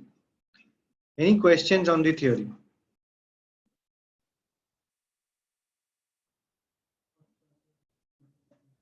How to? DW statistic तो अब मैं दिखाऊंगा कैसे calculate होता है Python में. Anything else? कोई question नहीं है? Clear है? Okay. Now let's try and do or build a linear regression in Python, right? Now the first linear regression that we are going to build in Python is for a case study known as car sales case study. So what is the background? The background is here we are trying to predict how many cars we will sell given the different aspects of the car, right? The sales of a car depend upon features, right? So features can be manufacturer, features can be what is the model of the car, feature can be what is the resale value, whether the car is a passenger car or a normal car, whether its price is high or low. Then you have the engine size, horsepower, wheelbase, weight, length, curb weight, and so on. These are different factors of a car basis which or on which the sales will depend, right? So what we'll do is we will try to predict the sales, or we'll try to build a model to predict sales using all the X variables, right? So this is the model that we are trying to predict. Now this is a good mixture or a good data set to work with, because you see we have categorical features as well as numerical features, right? So this is a good data set to start with. Now when we want to build this model in Python, the first thing that you do when you are doing any analysis in Python is you import the modules, right? The modules that we will be primarily using are OS. OS is a module which is used to set the working directory and printing the working directory and so on. Then we have pandas. Pandas, we will primarily use the data frame structure. Then we have NumPy, which we will use some of the functions. Then to plot, we use a module known as matplotlib, right? And when we plot, I'll explain the code.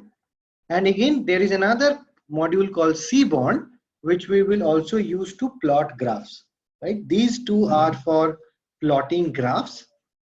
These are for mathematical calculations. This is a utility module. Make sense? Now, there is another module called pandas profiling, which I'll come later. I'll explain what it does. Now, there are few statements that I have given here, and this is mostly related to the plots. Percentage pylab inline basically means that I want the plots to be plotted inline, which means just below the line of code.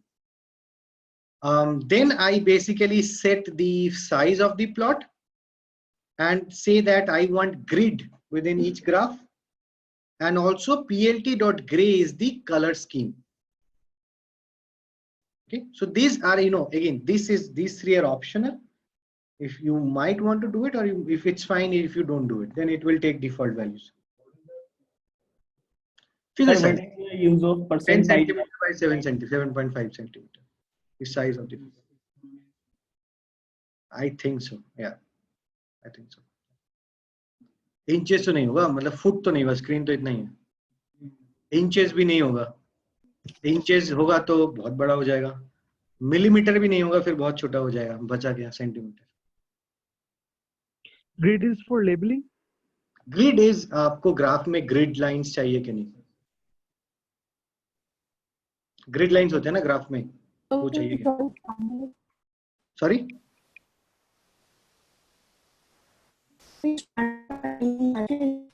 I can't hear you. Sorry, I can't hear you. Sorry. Seaborn and matplotlib are for plotting graphs. I'll come to them. Okay. What is the use of pandas profiling and the percent pylab inline? Sir, I just told you pandas profiling, I'll explain later. Pylab inline basically ensures that the plots are just below the line of code. Inline plotting बोलते हैं इसको. जहाँ पे code होगा उसके नीचे ही plot आ जाएगा. Okay, now the first thing that you should do if you are building or doing any kind of analysis is set a working directory. Now, how do you set a working directory? If you want to know your current working directory, you say %pwd. It prints the current working directory. ये Linux command है, pwd.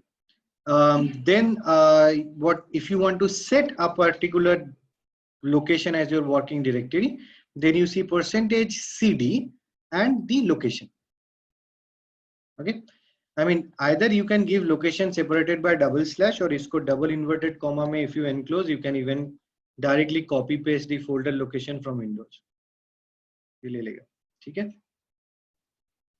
Okay. Now, if you do not want to set a working directory, then you'll have to give the full path for the file.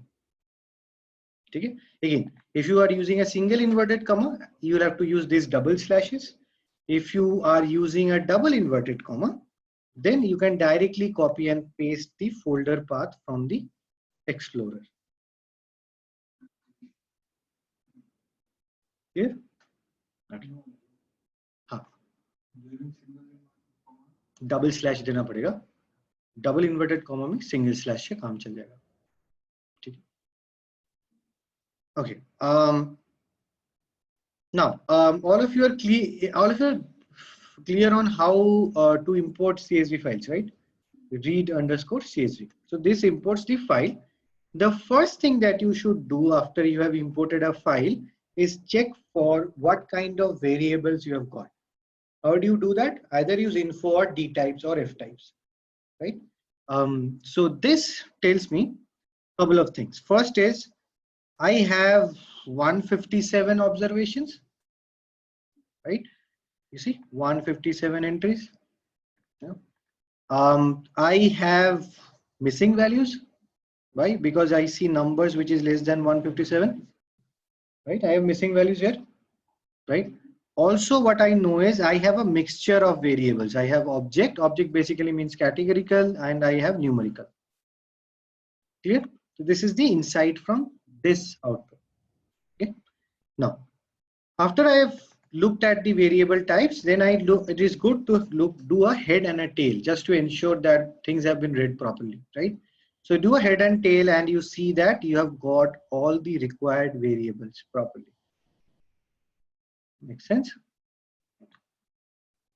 Now, if you want to look at what columns you have, then you can do data frame dot columns. These are the names of the columns. Okay. Now I'll come to this plot later. The first thing that you should do when you are analyzing anything is to separate out the numeric variables from the categorical. That is the first thing that you should do. The reason being, analyzing numeric variables are done totally differently as compared to categorical, right? Because you can calculate things like mean, median, mode for numerical, which cannot be done for categorical, right? So the first thing that I do is I separate out numeric variables and categorical variables. How do I do that? What I do is I basically look at the data types. And if the data types are either float or integer, I store the names of the variables into numeric variable. If data type is object, I store the names in the categorical variable. Make sense? Okay. So now if you run this, you have two lists of variables. First one numeric, second one categorical. Okay. Now, then what I do is I create a data frame with only numeric variables. Okay. If I pass on the list of numeric variable names, I will get the numeric variable data frame. So this gives me a data frame of numeric variables. Then the next thing that I do is create a data frame with categorical variables. So I now have two data frames, one which is purely numerical, second which is purely categorical.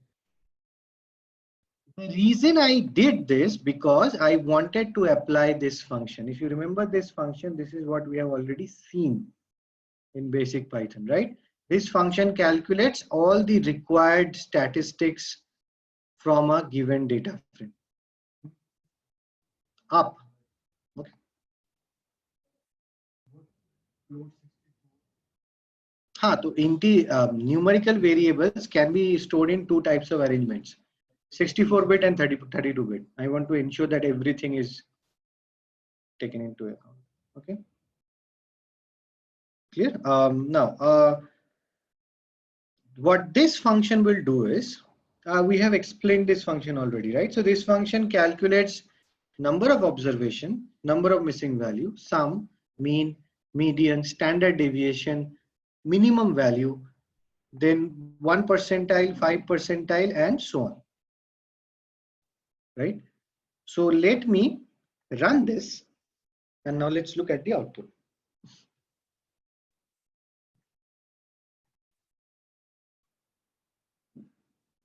Okay. If you look at the output, from this output, what we are primarily trying to see is A, how many variables are there for which I need to do missing value treatment. That's the first thing I need to see, right? Second thing that I want to see is, are there any outliers, right? So how do you identify outliers? You are basically looking to find if there are any abnormally high or abnormally low values. So how do you get that? You look at 1 percentile and minimum. If they are drastically different, that means there is an abnormally low value, which there isn't. Okay. If you want to find out abnormally high values, you look at 99 percentile and maximum. In this case, there is there is still no outliers, I think. Do you see any drastically different values? I mean, this might be, but let's see what variable is this. Sales, okay. I mean, okay. This might be an outlier, right?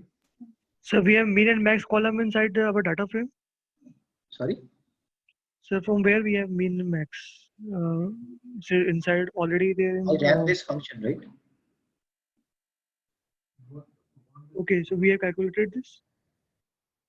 One second. N is number of observations. I ran this function, I get this output. From this output, I am looking at two things. Number of variables I need to do missing value treatment for, and second is if there are any outliers. Make sense? Number of missing. N is a number of observations, N miss is number of missing values. No, so you see, N is number of observations which is there, which is not missing. N miss is number of missing. So if you see, if you add them up, they will always add up to 157. So for example, this is 155 plus 2.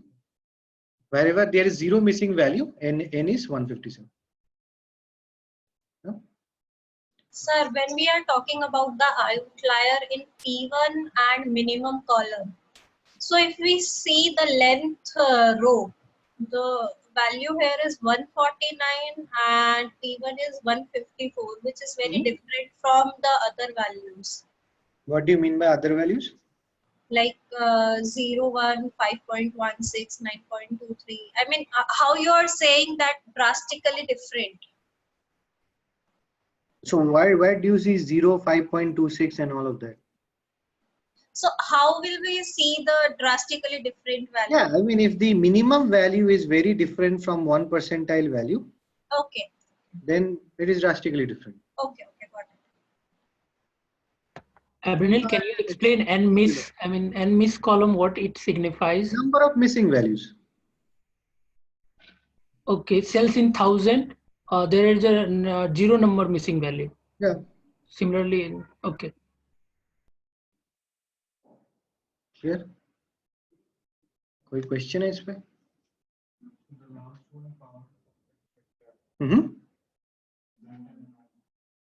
क्या? हाँ, I mean, yeah, I mean, it's okay. I mean, it might be around here. Agree. Sir, what is here P1, P5? Sorry? What is here P1, P5, P10, P25 probability? 1 percentile, 5 percentile, 10 percentile, 25 percentile. I mean, did you guys go through the pandas workbook? ये था वहां पे, है ना? I told you ना, you need to go through the workbooks.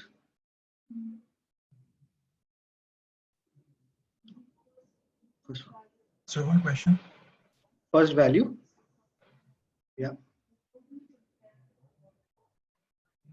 See, correct. So what you do is, yeah. So the usual thing is, if the minimum value is less than maybe 10% of P1, it is that small, right? It is lesser than even 10% of P1, then there is a clear problem. Anything more than that, you suspect there is outlier, right? Similarly, if maximum is more than 10 times that of P99, then there is a clear problem. Otherwise, you suspect, right? 10 times, 10 times. 10 गुना होना चाहिए. Similarly, minimum जो है ना, वो 10% से नीचे होना चाहिए P1 का. 10 का मल्टीपल लेते हो. अगर मैं बोल रहा हूं जो मिनिमम है वो P1 का 10% से कम होना चाहिए, मतलब क्या है, पिन P1 10 टाइम से ज्यादा है ना मिनिमम का, तो उल्टा होगा ना उसका. Okay, now so this is numeric summary, and you see this process is very manual, right? You have to look at each variable and understand, right? So what some people realize that this was a manual problem, and what they have done is they have come up with a code which is there, or they have come up with a function which is there in this pandas profiling module. Remember there was a module called pandas profiling? The pandas profiling module has a very useful function for profile report. Name of the function is profile report. What this does is, so car sales is the data set that we have, right? If I run this function on the whole data set, I did not separate out numeric and categorical, by the way. This is the full data set. You understand? This is the whole data set that I imported, right? If I run this takes a bit of time. Let this finish running. Once it finishes running, you get a very useful output, right? What is this output? Let's start with the first line. The first line says how many variables are there in the data set. There are 16 variables. Then it says how many observations are there. How many rows are there? 157, right? Then it says out of all the values, what percentage is missing? This is 1.9% means out of 16 into 157 values. There are 16 into 157 values, right? 1.9% of them are missing, right? So if this percentage is somewhere, say 40%, right? Then we will say that this data is probably not useful in modeling. 40% data missing to you, if you have to do something about 40% of the data, then there is a problem, right? In fact, anywhere more than 10%, there is a big problem. 10% से नीचे है, so it's still fine. Okay, then it talks about total size in memory, which is fine, and then average record size, which is again fine, right? These two are not important.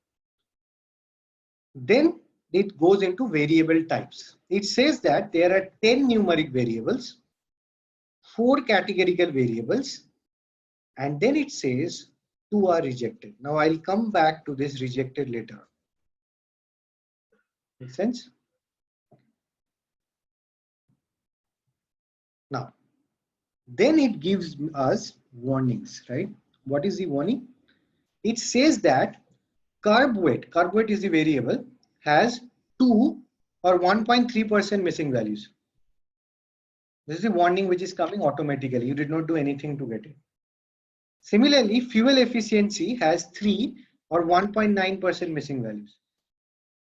Latest launch has a high cardinality. What is high cardinality? High cardinality means high number of distinct values. So if you have a column, mind you, how many rows are there? 157 rows. You have a column where out of 157 rows, 130 rows have distinct values. Can we make any use of this column? कोई use नहीं है ना इसका, हर value different है तो कोई use ही नहीं है. So we will, if the cardinality of a categorical variable, mind you this is categorical by the way, numeric variable का cardinality हमेशा ज्यादा होगा क्योंकि एज हाइट वेट ये सबके लिए अलग होता है. Cardinality is a problem, high cardinality is a problem in categorical variable क्योंकि हर वेरिएबल हर ऑब्जर्वेशन पे अगर मेरे को अलग अलग कैटेगरीज दिख रहे हैं, I cannot do any pattern search for it. There is no pattern, right? So variable with very high cardinality, you need to drop it, and that's why it is coming as a warning. Make sense? Similarly, model has a high cardinality. मतलब 157 रोज में 156 रोज अलग अलग values लेते हैं, तो ये variable हमारे कुछ काम का नहीं है. इसमें पैटर्न ही नहीं देख पाएंगे ना, हर वैल्यू तो एक ही बार आएगा. सर 157 रोज में एटलीस्ट कितने होने चाहिए?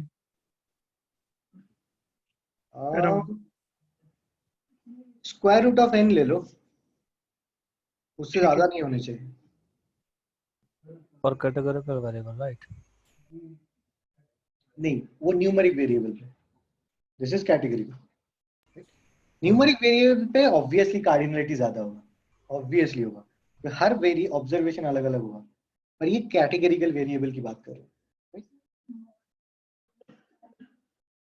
मॉडल एक वेरिएबल है, उसमें कार का मॉडल.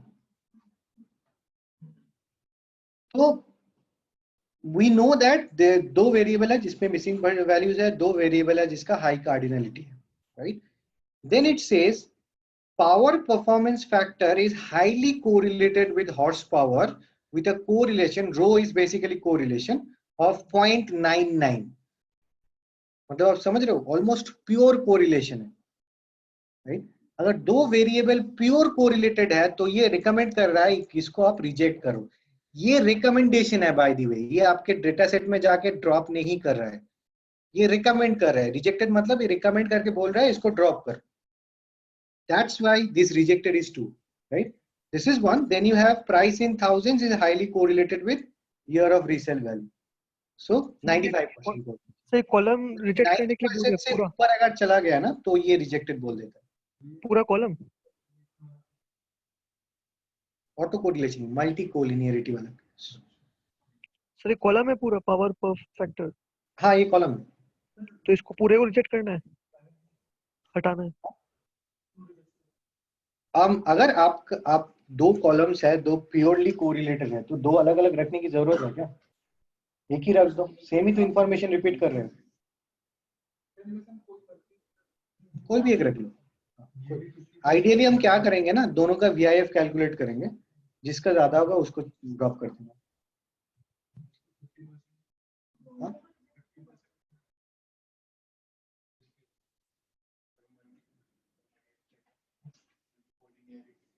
हाँ 50% पे ही हम कर सकते, 50% से कम हो या तभी होगा. मल्टी कोलिनेटर VIF से चेक करेंगे ना. यहाँ पे कोड, यहाँ पे जो कोड है वो अगर कोरिलेशन 90% से ऊपर चला गया ना किसी दो वेरिएबल पे, तो ये फ्लैग कर देता है रिजेक्टेड बोल के. सर ये एक कॉलम है ना पावर पर factor.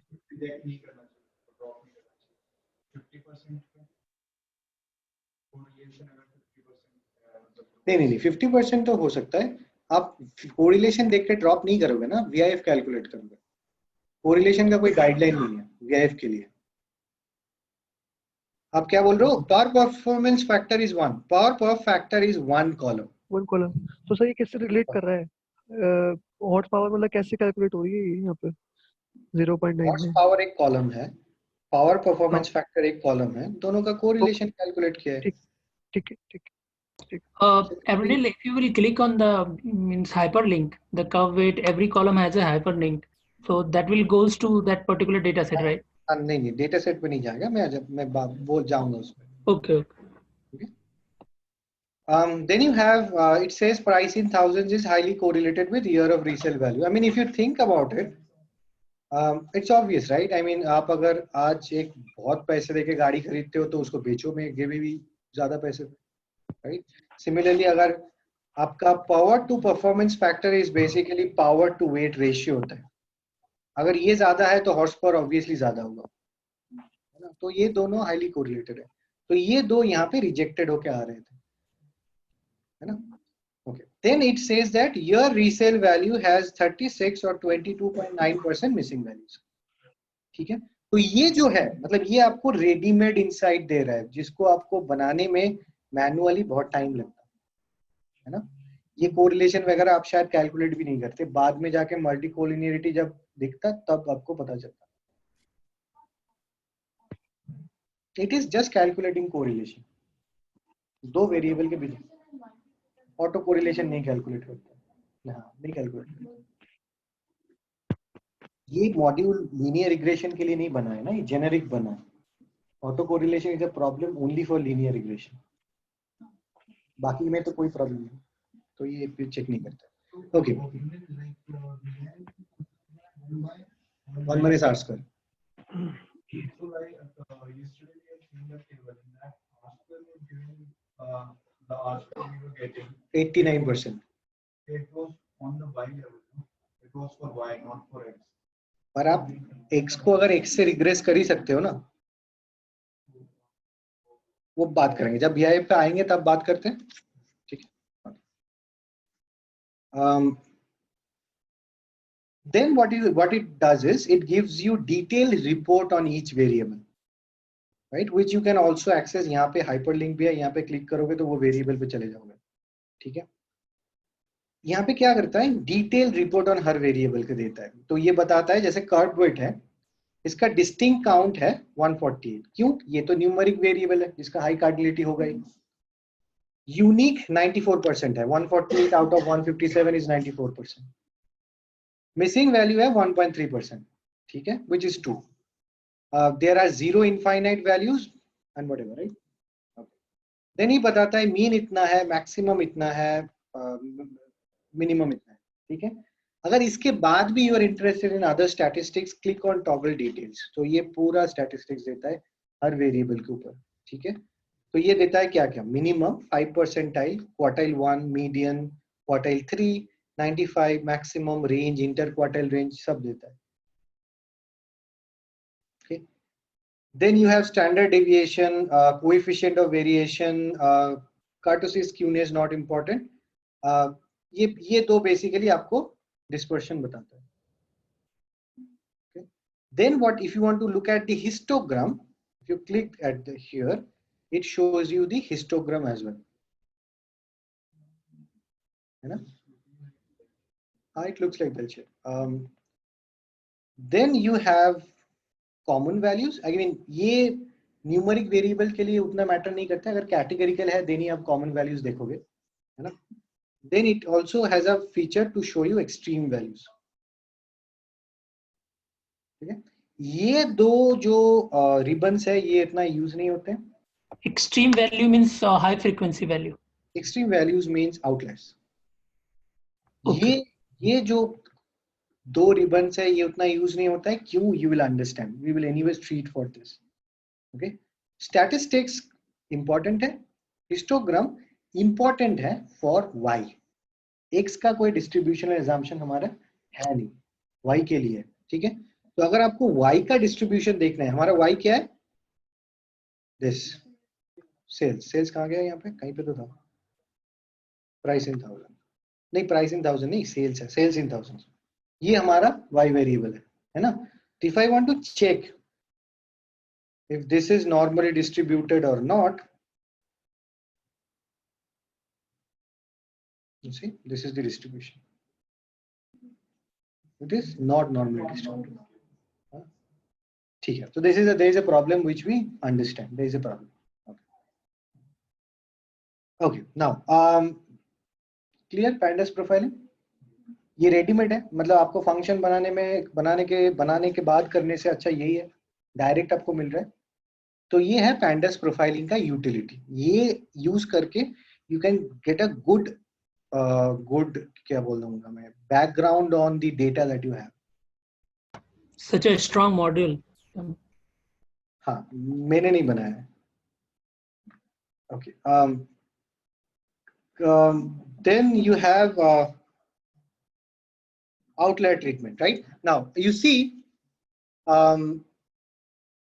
in general, what we do is, we will do the outlier treatment for all numeric variables, है ना?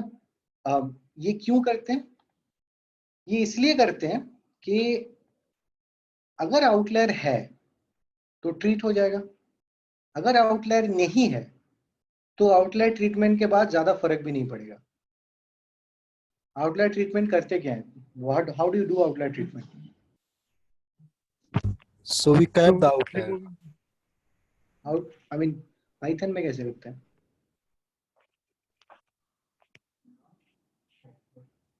स्कैटर प्लॉट पाइथन में हमने किया था, कैसे करते हैं? We do box plot. Python में हमने बॉक्स प्लॉट अभी तक किया है क्या?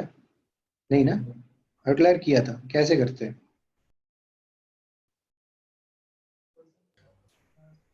वो quantile method, we use percentile method, I believe. What? How do you do it? Clip upper clip lower किया था? किया था, 100% किया था, 100% किया था, 100% पैंडास में किया था, आउटलायर किया था, 100% किया, क्लिप अपर क्लिप लोअर है, 100% किया। सर मैं कोड खोल के दिखा दूं तो चलेगा? क्या किया? अब चलो, नहीं किया तो अभी कर लेते हैं, ठीक है? आउटलायर ट्रीटमेंट हम क्या करते हैं? हम 99 परसेंटाइल और 1 परसेंटाइल निकालते हैं, राइट? आउटलायर का जेनेरिक फॉर्मेट ये है कि मतलब लॉजिक ये है कि most of the variables are normally distributed ना, तो हम क्या मान लेते हैं कि अगर कोई वैल्यू मीन प्लस 3 सिग्मा से ज्यादा है और मीन माइनस 3 सिग्मा से कम है तो उसको हम आउटलायर बोलेंगे, ठीक है? तो मीन प्लस 3 सिग्मा से ज्यादा वैल्यूज कौन से हैं? जो 99% के ऊपर है। और मीन माइनस 3 सिग्मा से कम कौन से हैं? जो 1 परसेंटाइल के नीचे है। तो हम क्या करेंगे? हम निकालेंगे what is the 1 percentile value and what is the 99th percentile value, ठीक है? उसके बाद हम एक चीज करते हैं जिसको बोलते हैं clip upper and clip lower. Clip upper क्या करता है? अगर मैं बोलूं कि clip upper with in bracket 20, तो ये क्या करेगा? 20 से ऊपर जितने भी वैल्यूज हैं सारे को 20 से रिप्लेस कर देगा। Everything will be replaced by 20। Similarly if I से क्लिप लोअर 20, 20 से नीचे जितने वैल्यूज हैं सारे को 20 से रिप्लेस कर देगा, ठीक है? तो हम क्या करेंगे? ये 1 परसेंटाइल जो वैल्यू है इसको यूज करके करेंगे क्लिप लोअर। तो 1 परसेंटाइल के नीचे जितने भी वैल्यूज हैं सारे 1 परसेंटाइल से रिप्लेस हो जाएंगे। और 99 परसेंटाइल का जो वैल्यू आएगा उस पे करेंगे हम क्लिप अपर। तो क्या होगा? 99 परसेंटाइल के ऊपर जितने वैल्यूज हैं सारे रिप्लेस हो जाएंगे। Make sense? हाँ, अब मतलब पाइथन में कैसे करते हैं? पाइथन में बेसिकली 99 परसेंटाइल कैलकुलेट करने का फॉर्मूला है क्वांटाइल डॉट 0.99। तो सपोज मेरे को आउटलायर ट्रीटमेंट करना है दिस वेरिएबल के लिए, sales in 1000 is a variable, right? So इसके लिए मेरे को आउटलायर ट्रीटमेंट करना है। तो मैं क्या करूंगा? पहले 99 परसेंटाइल निकालूंगा which is this part, name of the variable dot quantile 0.99, and then I am putting it into clip upper. तो क्या होगा? 99 परसेंटाइल के ऊपर जितने भी वैल्यूज हैं सारे राउंड ऑफ होके 99 परसेंटाइल ले लेंगे। एंड सिमिलरली क्लिप लोअर करेंगे फॉर 1 परसेंटाइल। 0.01 1 परसेंटाइल है। Okay. Now, so for example, if I want to do this for sales in thousands, if I just run this, I have replaced all the outliers with 1 percentile value or 99 percentile value. Make sense? अभी कोई outlier नहीं होगा। Clear है? Okay. Okay, Sir, now, yes. I have a question. So here you were telling like how we treat the outliers, and could you please repeat how we come to know which are the outliers? 99% मैं वही बोला ना, 99 percentile के ऊपर जितने भी values है, we will assume them outliers. 1 percentile के नीचे जितने भी वैल्यूज है, we will assume them as outliers. Fine, fine. ठीक है. Okay, now instead of doing it one by one, I mean एक एक वेरिएबल करने से अच्छा ये है कि आप एक फंक्शन बना लो, है ना, और उस फंक्शन को आप सारे वेरिएबल्स पे अप्लाई कर दो, है ना, सारी न्यूमेरिक वेरिएबल्स पे. कैटेगरिकल पे करोगे एरर मारेगा. ठीक है, तो हमने क्या न्यूमेरिकल वेरिएबल्स के लिए एक अलग से डेटा सेट बना के रखा था ना, तो उस पे ये जो फंक्शन है, ये फंक्शन आप देखो कर क्या रहा है, ये x लेता है, उसका क्वांटाइल 99 परसेंटाइल और 1 परसेंटाइल निकालता है, क्लिप अपर क्लिप लोअर करता है. ठीक है, तो ये जो फंक्शन है, इसको हम अप्लाई करेंगे इस डेटा फ्रेम पे. Apply what it does is it will take one column at a time and apply this function to that column.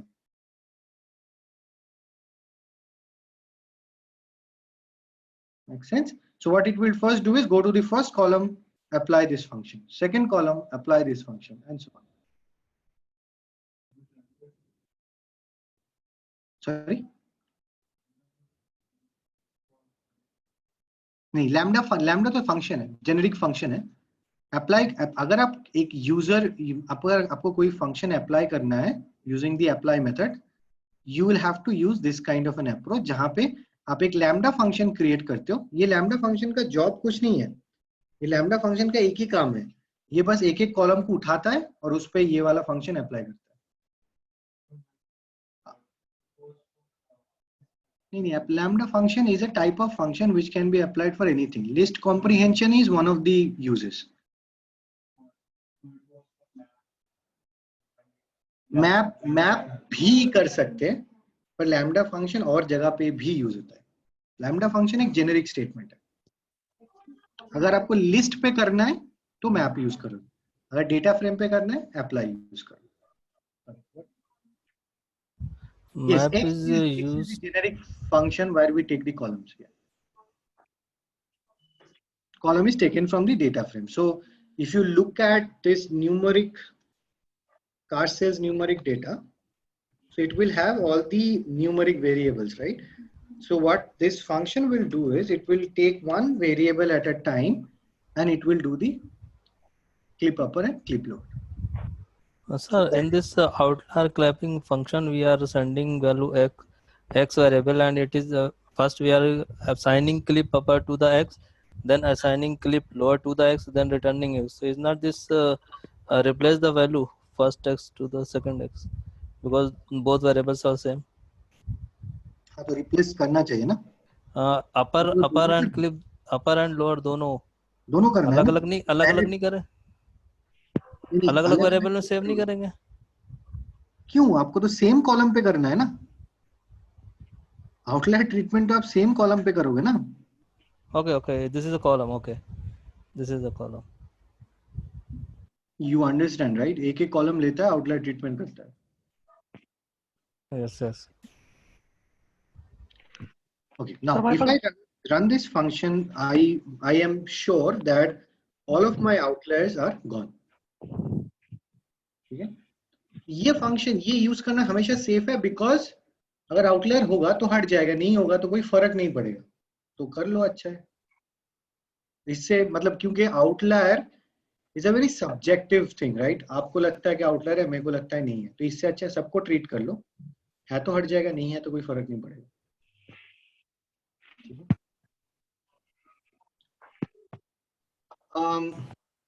Yes.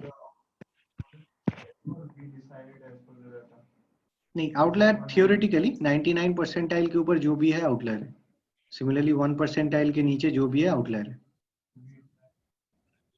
All know, everywhere. ये जेनेरिक डेफिनेशन है, क्योंकि 99 परसेंटाइल के ऊपर है मतलब क्या, मीन प्लस माइनस 3 सिग्मा से बाहर है, तो बहुत ये ये वैल्यूज आने का प्रोबेबिलिटी बहुत कम है ना।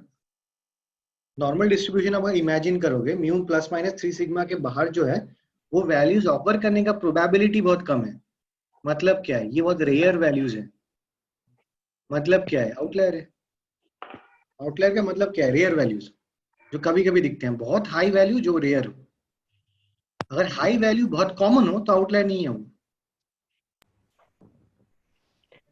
सर कैटेगोरिकल डेटा में तो आउटलायर नहीं होता होगा। It is not subjective, it is absolutely fixed. 99 percentile के ऊपर जो है वो आउटलायर है। सर कैटेगोरिकल डेटा में भी आउटलायर्स होते वैल्यू हैं। अलग अलग होगा। इनकम का 99% हो सकता है कि 1 करोड़ हो, एज का 99% हो सकता है कि 80 इयर्स हो। वैल्यू अलग अलग होगा, डेफिनेशन सेम रहेगा। सॉरी, सर ये व्हाट जो वाज द क्वेश्चन? ये जो हम सब कर रहे हैं ये अभी न्यूमेरिकल डाटा फ्रेम वाले पे कर रहे हैं। हमने दो में डिवाइड किया था, तो हाँ, कैटेगोरिकल एक ये न्यूमेरिकल। ये जो आउटलायर ट्रीटमेंट हमने किया है वो न्यूमेरिक डेटा पे किया है। तो कैटेगोरिकल वाले पे हमें क्या करना है अभी? कैटेगरिकल का तो आउटलायर नहीं हो सकता है ना सर। नहीं उसका नहीं, उसके साथ क्या करना है? उसके साथ करेंगे ना एक एक करके। ठीक है, एक एक करके। मैं 2 कोड तो नहीं रन कर सकते ना, एक एक। ठीक है सर। ओके नाउ सो ये हमने आउटलायर ट्रीटमेंट कर दिया, ठीक है। नाउ आउटलायर ट्रीटमेंट करने के बाद the usual thing that you should do is again check the variable summary. Just check if something, if you still detect any outliers. होना नहीं चाहिए, राइट, बट जस्ट चेक, ठीक है। अरे ये रैंडमली ना वो हाइपरलिंक करता है, इसका कोई मीनिंग नहीं है। ये हाइपरलिंक्स का कोई मीनिंग नहीं है। Okay, now after handling the outlier, the next thing that we will do is handling the missing values, right? Now handling the missing values can again be done in 2 ways. आप एक एक करके handle करो, एक one variable at a time। तो आप क्या करोगे, जैसे सेल्स इन थाउजेंड्स को मेरे को हैंडल करना है, so what I'll do is I'll use fill in। fill in में I will replace everything by the mean, ठीक है। तो ऐसे कर सकते हैं। And then I'll again check the variable summary to see all the missing values are gone or not, right? So sales in thousands का अगर आप देखोगे कोई missing value नहीं होगा, है ना। Second approach is again create a function, right? ये function क्या करेगा, एक एक variable लेगा और उसको mean से fill कर देगा। अगर missing value है तो replace होगा, नहीं है तो नहीं replace होगा, है ना। But you can only do it for numeric variables. Make sense? क्योंकि कैटेगरिकल वेरिएबल के लिए मीन तो नहीं होता है, तो नहीं होगा।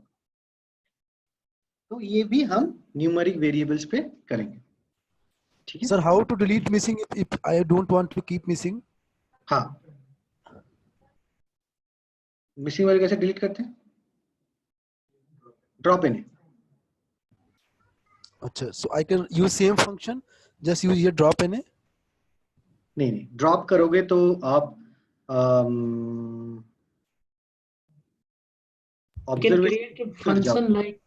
we can create a function like the replace। Drop in आप करोगे तो यू लूज ऑब्जर्वेशंस ना। But in case if I want to know ना कि कैसे कोड लिखते हैं उसके लिए, so if you can just. कैसे कोड लिखते हैं? आई थिंक या you can use drop in. यहाँ पे ड्रॉप इन करोगे तो हो जाएगा। Miss instead of x dot fill na I just put dot drop na, right? हाँ, but drop na x dot mean x dot mean नहीं होता है ना सर, आपको pandas एक्सरसाइज देखना पड़ेगा ना थोड़ा, हमने किया है। अच्छा ठीक है, I will check and get back up. Correct. Now but here dot t is transpose. So if I don't do this ना, if I don't do this, the output will be like this. I mean जहाँ पे statistics रो में आ जाएंगे और variables column में आ जाएंगे। तो I mean it is not difficult for me to understand. तो मैं हमेशा क्या करता हूँ, इसको transpose कर लेता हूँ, तो ऐसे आ जाता है। okay sir। Okay, now so ये जो ट्रीटमेंट हमने अभी तक किया है, this is on all numeric data, ठीक है। अभी हम चलेंगे, एक डेटा सेट हमने अलग बना के रखा था जिसमें कैटेगरिकल थे, राइट। तो उस पे what do we do with categorical variables? Convert to dummies. हाँ? Okay. So हम अभी क्या करेंगे? We will go to those categorical variables and create dummies, right? So what we will do is, we will, for how do you create dummies? pd.getDummies. ये करता क्या है? ये एक डेटा फ्रेम बनाएगा जहां पे सिर्फ डमीज होंगे, और बाद में हमको ये डेटा फ्रेम को ओरिजिनल डेटा फ्रेम के साथ मर्ज करना होगा और ओरिजिनल वेरिएबल को ड्रॉप करना होगा। क्लियर है ना? तो एक एग्जांपल करते हैं डमीज कैसे दिखते हैं। तो अगर आप व्हीकल टाइप जो है उसमें दो कैटेगरीज थे, पैसेंजर और आई थिंक और एक कार, पैसेंजर और कार, है ना? तो ये दो कैटेगरीज थे। तो इसमें अगर डमीज बनाने हैं तो I will say pd.getDummies within car cells, look at the vehicle type, and I mean if I can give a prefix as well, right? So if I run this, I get a data frame which has the dummies in it. Now how do you actually build the dummies and merge it back with the original data, right? So first what we do is we create this data frame that will have dummies, right? So I say pd.getDummies within car cells, I have vehicle type and I'm prefixing each dummy variable by the vehicle type. तो ये जो line है ये हमको dummy create करके देगा।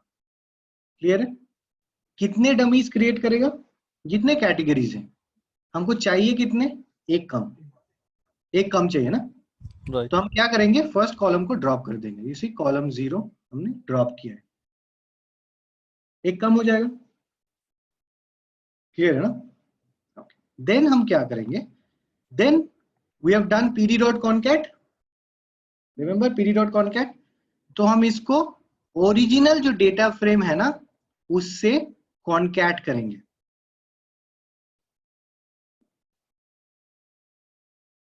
Make sense?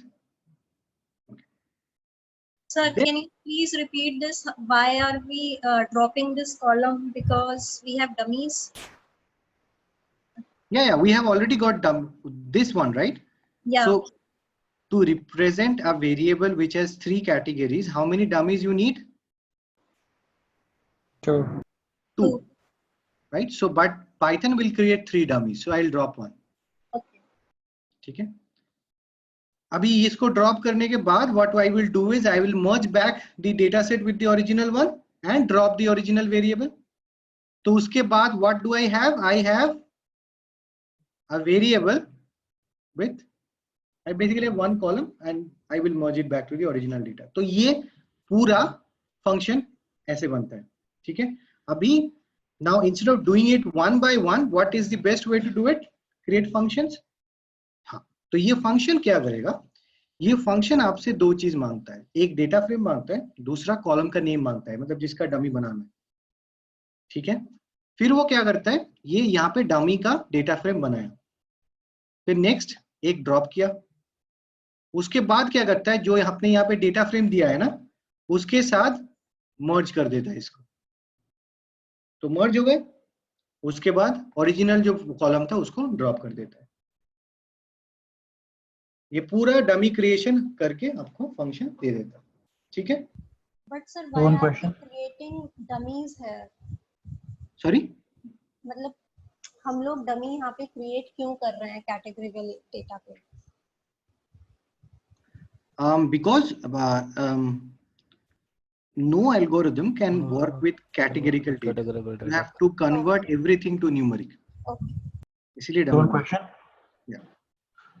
Sir, does it make a difference which dummy column should I drop? Doesn't make a difference. Doesn't make a difference. कोई भी drop. Sir, here the function you write, right? df. Yes. So df call name will, what it will do is within this data frame ये जो column होगा इसको drop करेगा और इसके जगह पे सारे dummies डाल देगा. So we can only put one column name at a one time in this function. In this function, yes, but we'll run it in a loop. Yes. Okay. तो कॉलम नेम कहाँ से दिखेगा? वो column तो कोई एक data frame में होगा ना? सर तो इज डेटा देयर फ्रेम भी सप्लाई करना पड़ेगा ना, फंक्शन को पता नहीं चलेगा ना कि कौन सा डेटा फ्रेम है, sir is there any way so exist करेगा ना। Sir is there any way we can create dummies for all the categorical web in a one code? One second, I'm coming to you. Sure. चलेगा ही नहीं ना, क्यों नहीं चलेगा? क्योंकि जो कॉलम नेम दे रहे हो ना, पाइथन को क्या पता ये कॉलम नेम कौन सी डेटा फ्रेम में है, तो उसको बताना पड़ेगा ना भाई यहाँ ये जो डेटा फ्रेम है इसमें देखो। सिर्फ कॉलम नेम अगर मैं देता हूं तो पाइथन को क्या पता कौन सा डेटा फ्रेम है, समझ रहे हो बात? इसलिए डेटा फ्रेम भी देना पड़ेगा, है ना। ओके ना, अभी हम क्या करेंगे, अभी हमने जो ऊपर फंक्शन बनाया है ना, इसको एक लूप पे चलाएंगे। सारे हमने कैटेगरिकल वेरिएबल्स के नाम अलग करके रखे थे, है ना। कौन से थे? मैन्युफैक्चरर था, व्हीकल टाइप था, मॉडल तो हमने ड्रॉप कर दिया, कार्डिनलिटी बहुत ज्यादा था, और एक भी ड्रॉप कर दिया, 2 ड्रॉप किया है ना, मतलब ड्रॉप करना है 2। तो हमने क्या किया, हमने सिलेक्ट किया है कि हमको 2 चाहिए, मैन्युफैक्चरर के लिए डमी चाहिए और व्हीकल टाइप के लिए डमी चाहिए। Does it make sense? Because other two had high cardinality. तो अभी हम एक लूप रन करेंगे। We'll loop over these 2 variables and continuously use the above function to create dummies. ठीक है, तो ये क्या करेगा? So if I now run this, this will give me a create data dummies. मैंने run किया।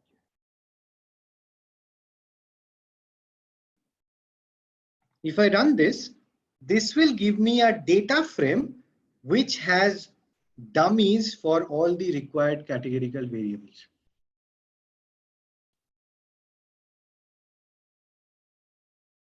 दो मैन्युफैक्चरर्स थे और एक था ना, मैन्युफैक्चरर था और व्हीकल टाइप था।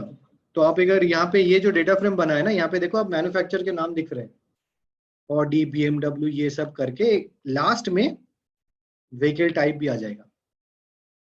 व्हीकल टाइप के 2 ही वैल्यूज थे, तो डमी एक ही आएगा। क्लियर है ना? तो इसके बाद what we basically have is one data frame with a clean numeric data, another data frame with a clean categorical data. अभी दोनों को मर्ज करना है ना? दोनों को मर्ज कैसे करेंगे? pd.concat करेंगे। तो ये अभी अगर मैंने रन किया, this is now ready for modeling. यहाँ पे हमने पूरा डेटा को क्लीन कर लिया है, डमी कन्वर्ट कर लिया है, अभी हम इस पे मॉडल बना सकते हैं। क्लियर? नाउ अभी अगर इस पे हमने pandas प्रोफाइलिंग रन किया, चलो इस पे रन करके देखते हैं कि क्या वार्निंग वगैरह क्या आता है। Sir, I have a question, sir. Sir, if we have a missing value in the categorical data, how to treat that? You can treat it, right? So you'll have to do fill in it and give one of the categories as the values. Acha, but can we use mode instead of mean there, because mode करके भी कर सकते हो, right? Okay, in the same code, right? Just we check उसको mode डाल दो। Okay. इसमें एक वार्निंग रह गया है, which is the relationship between power performance factor and horsepower. ये क्यों रह गया? क्योंकि हम देखेंगे इसमें से ड्रॉप कौन सा करना है। वो कैसे देखेंगे? VIF कैलकुलेट करेंगे, जो हमने अभी तक किया नहीं है, तो ये अभी तक रह गया है। ठीक है, बाकी हट गए। क्लियर? कौन सा कोड को? अच्छा हाँ, 0 मतलब ये कैटेगरी नहीं है।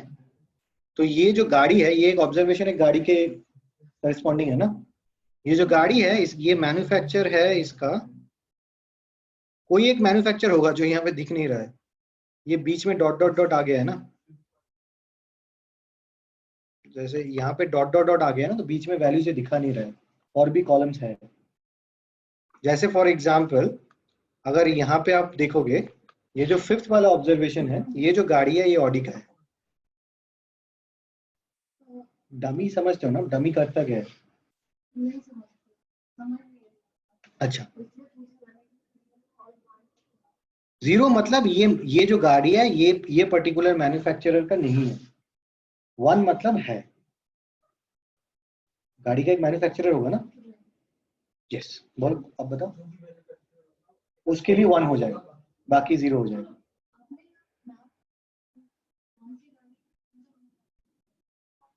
ये तो डेटा सेट में था ना।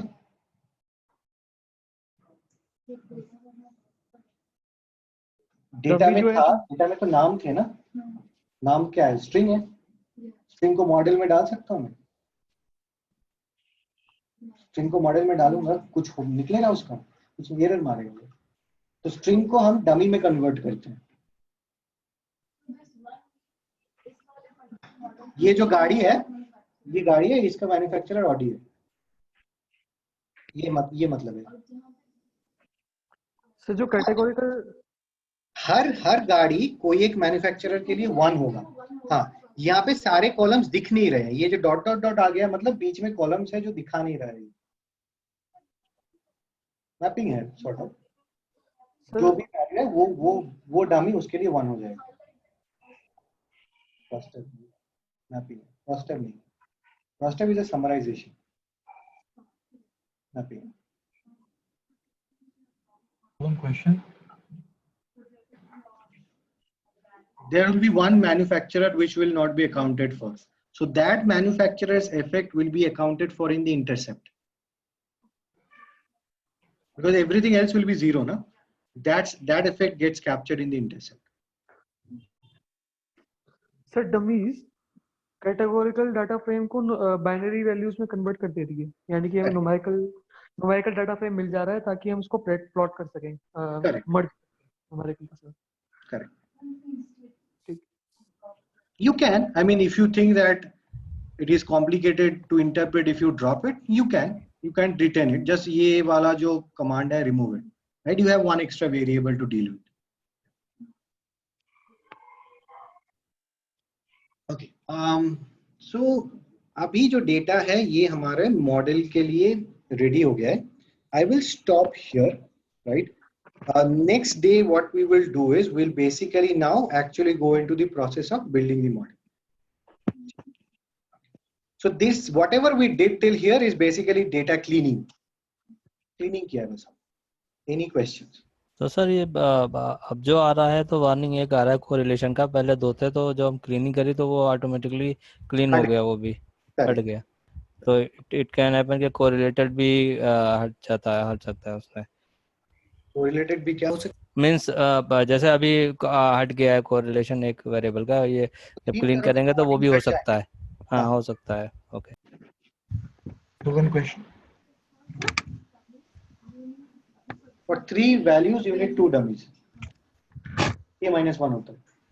K अगर K different values अगर होता है,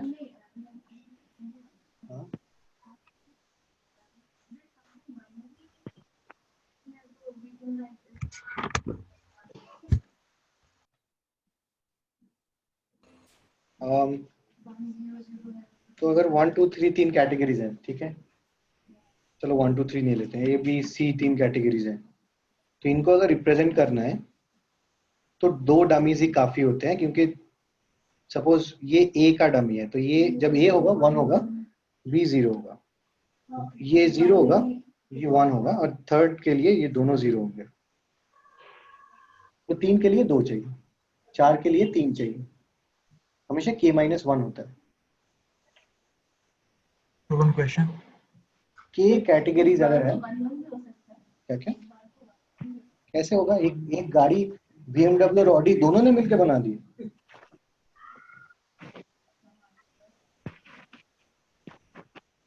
So one question.